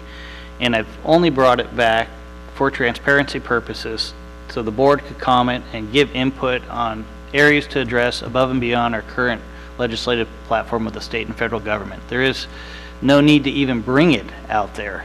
But we are, just so we could have input from folks like Ms. Sutter that want to know what's going on, and so we could have open debate about it if there is debate to be had. So I appreciate the input. Let's go ahead and move forward with a motion if we have one at this time. Make a motion to approve item 16 on the consent agenda. Second. With putting Supervisor Jerry Hemmonson's name with Supervisor Howard going to Washington, D.C., date to be determined. Second. Okay, we have a motion and a second. Further discussion? Okay, Kylie, please pull the vote. Supervisor Berkowitz? Yes. Supervisor Hemmingson? Yes. Supervisor Cowan? Yes. Chair Howard? Yes. Okay, there was one final proclamation under the consent agenda. I'd like to read it this time. This is a little lengthy, so I understand if folks don't want to stick around. But this is a proclamation of the Del Norte County Board of Supervisors acknowledging the significant effort of staff, businesses, and individuals in welcoming the delegation from Ritsu's and Takata, Japan.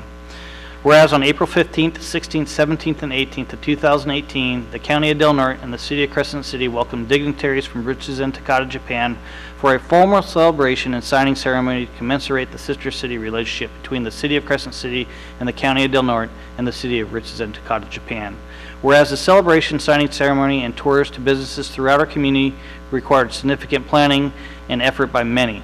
Whereas the County of Del Norte, the City of Crescent City, and our local business owners and residents provided a memorable celebration that was recognized by Tomochika Uma, Consul General of Japan, as one of the most memorable and important events of his career.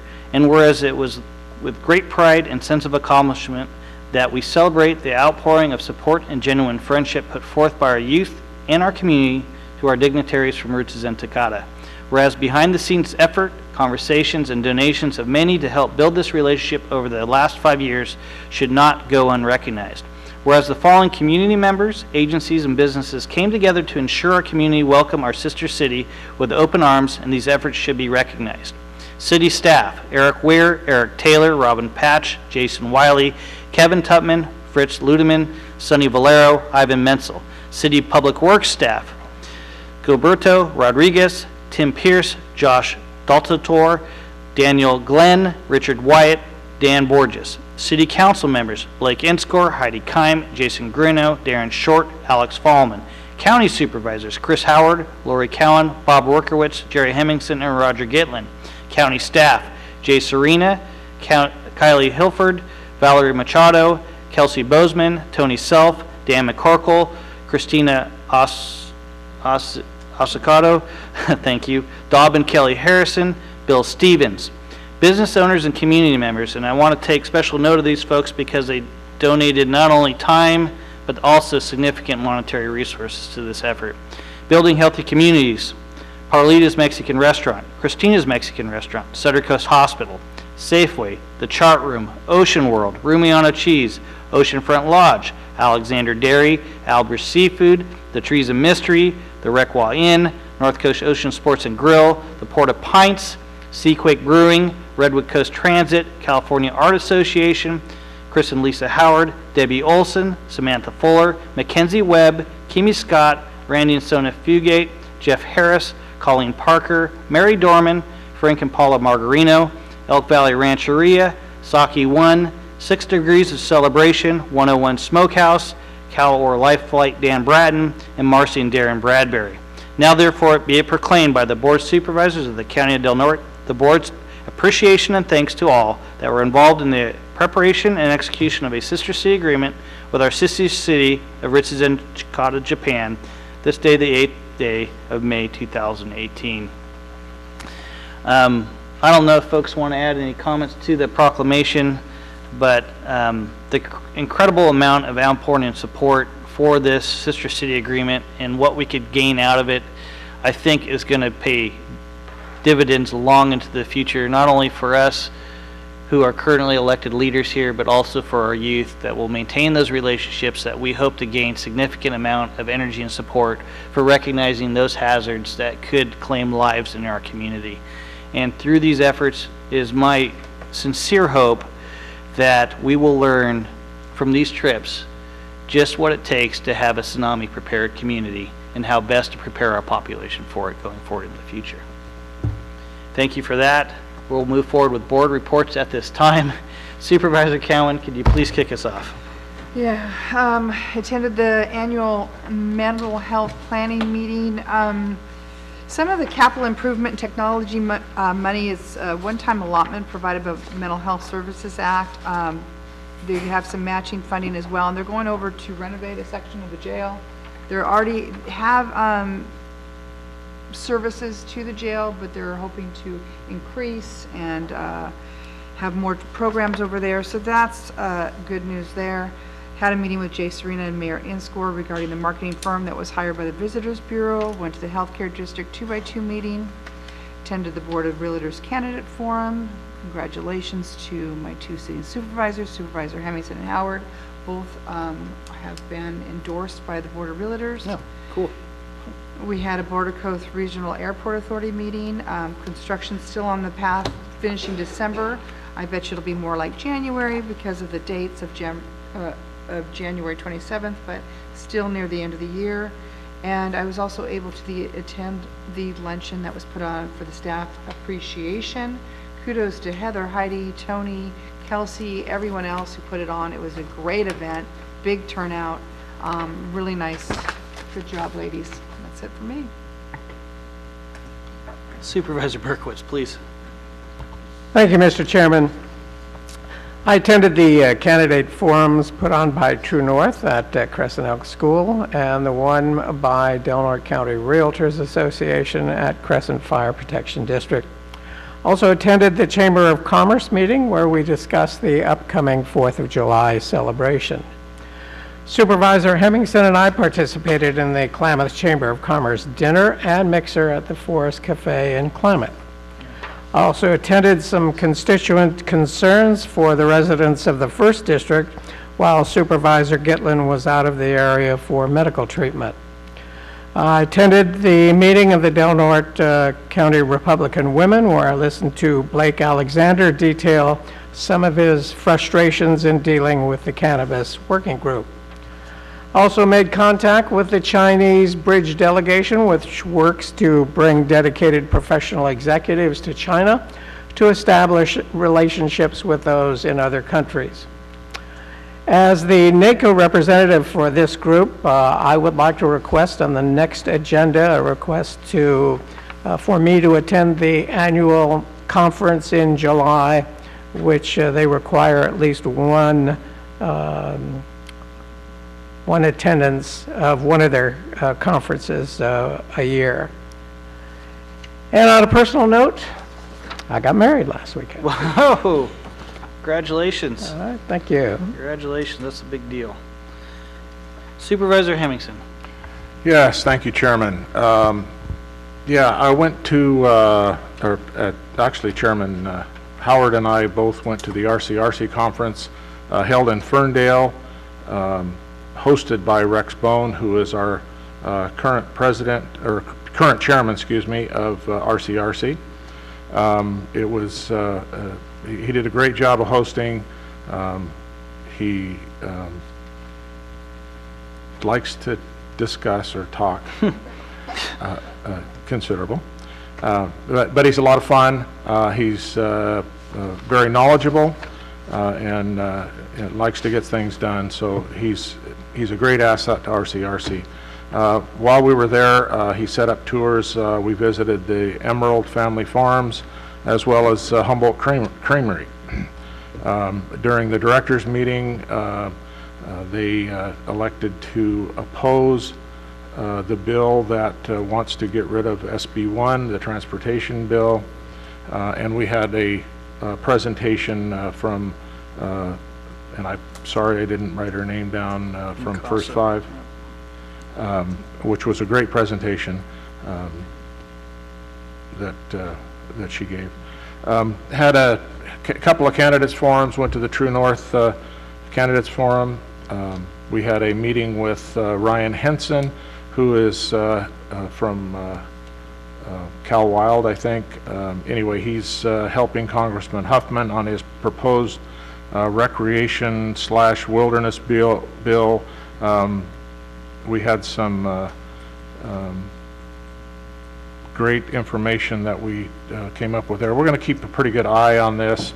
This is much like the Tallawahdaini Nation lands bill. This is going to impact the county, so we're on top of this. We've got a little more information going for us on this, and we'll be bringing, or at least on their proposal, they haven't published anything or put anything out yet, but the areas that affect Del Norte County, but they also affect Trinity County, Humboldt County, Mendocino County, and each of those counties, certainly we're not going to weigh in on their issues, but we do need to come up with some solid points on how we think it's going to affect Del Norte County, and we'll be bringing that to the board. I went to the home show.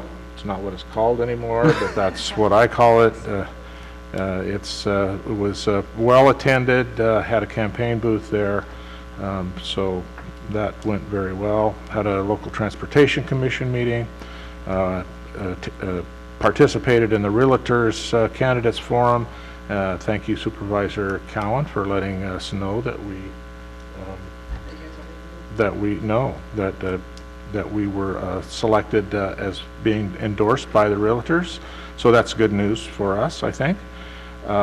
As Supervisor Berkowitz said, went to the Klamath Mixer at the Forest Cafe, where they're going to start being open year-round.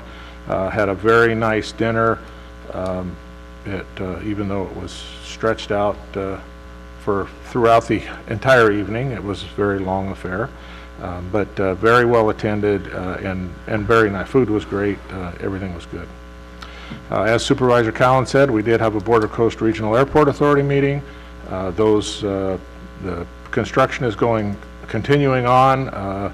Even though we were held up a little bit with the issue of getting the steel, now we have the steel, and as far as work's going, they figure that I guess that's their opinion that they're 2 weeks ahead as far as their schedule of how the work should come out, even though we're a few months behind on the actual work. So I know that's confusing, but all signs point to being done late December or early January, so we'll be hopeful, depending on weather, I'm sure, and a lot of other things. I went to the law enforcement, the Leading Awards, and I thought it was interesting because I think that this organization has been a true help to Del Norte County for as long, at least as long as I've been on the Board of Supervisors. It's really been noticeable to me, but certainly for much longer than that. But again and again, the organization that kept coming up was California Highway Patrol. And, they are there to back up law enforcement, whether it's the county, the sheriff's department, or the city police, or whatever agency it is. They stand tall. They come to the ready. They are outstanding, and I think they got acknowledged for it, and I think well deserved by Katie Mix and Sheriff Apperson and these people that they continually came up and said what a great job the Highway Patrol does for them, and they do. Went to Dancing with the Stars, lip sync group, which was it was a lot of fun. We got to see a lot of people put their hair down and have a great time, with the exception of Barbara Lopez, who kept her hair up, but she was absolutely outstanding. My daughter was involved. She was one of the Spice Girls, and she said out of that group she was Old Spice. So anyway, and I just want to say that we finally got our monitoring station up and running, even after a minor setback of them building burning our building down, whoever they is or are. They would be are, or it would be is. But anyway, it was unfortunate, but we ended up getting a metal building from the Fish and Wildlife that they donated to us, which was very generous of them. It was a very nice looking building. And so we will be continuing to enhance that site, and we're very happy to see that go into place. And again, I know Dominic Mello was brought out earlier in the program, or in our meeting today, and I can't tell you, what a great job he's been doing with everything that we've been doing out there for the cleanup and around the rest of the county also. That's it for me. Thank you, Supervisor. Want to make brief mention that the court-appointed special advocates, CASA, will be having their Chip In for Kids golf tournament on May 19th. This is a really important fundraising event for them. Make sure, if you're listening, to get out there and help them make this a great event with filling every team that they have available. Also, our Camp 6 repeater that the Gasky Fire Department has in place for their volunteer fire departments, which they dispatch through our sheriff department. I want to give some special recognition to Sheriff Apperson for all his efforts of working with the Gasky Fire Protection District in helping to get that repeater back up and running. He was Johnny on the spot the day I called into him to ensure that those communications were back up online, and I really appreciate his efforts and willingness to contact folks to get that back on the spot, and the folks from the volunteer fire department in Gasky for letting me know the situation so we could get it addressed. As Supervisor Hemmingson mentioned, we did go to RCRC in Ferndale. One of the things that RCRC does extremely well with, which is analyzing both state and federal legislation. They are really good at it. What actually made my jaw drop, and this is not unusual for the state of California, but there are over 5,000 pieces of legislation in the state of California right now that are either in spot bills or other forms that are going to go before committee. And I know in our case of our small county, we don't have the type of resources that RCRC provides to go through every bit of legislation to see how it's going to affect rural. That is a really appreciated piece of being a part of the RCRC group. Many of those pieces of legislation will never make it anywhere outside of committee, but to have a group like that paying attention to those pieces, because you know what, anything can sneak by when there's 5,000 pieces of legislation that can potentially affect rural California, more importantly, rural Del Norte County. The Del Norte Local Transportation Commission meeting, as Jerry mentioned, was extremely important. There was several points of concern that were brought up during that meeting, in particular the recent fatality on Highway 199, and again, very close at mile marker 10.6. And as we begin to drum this point home to Caltrans day after day, week after week, and year after year, until they do something about that mile marker, I'm going to continue screaming about it here, because we claimed another life, and it's absolutely distasteful that we had to lose another person to get any kind of recognition or movement on this. We still do not have a non-slip surface applied on that section of highway, which they agreed to last year to put down and already have it contracted for. I'm not sure what the holdup is.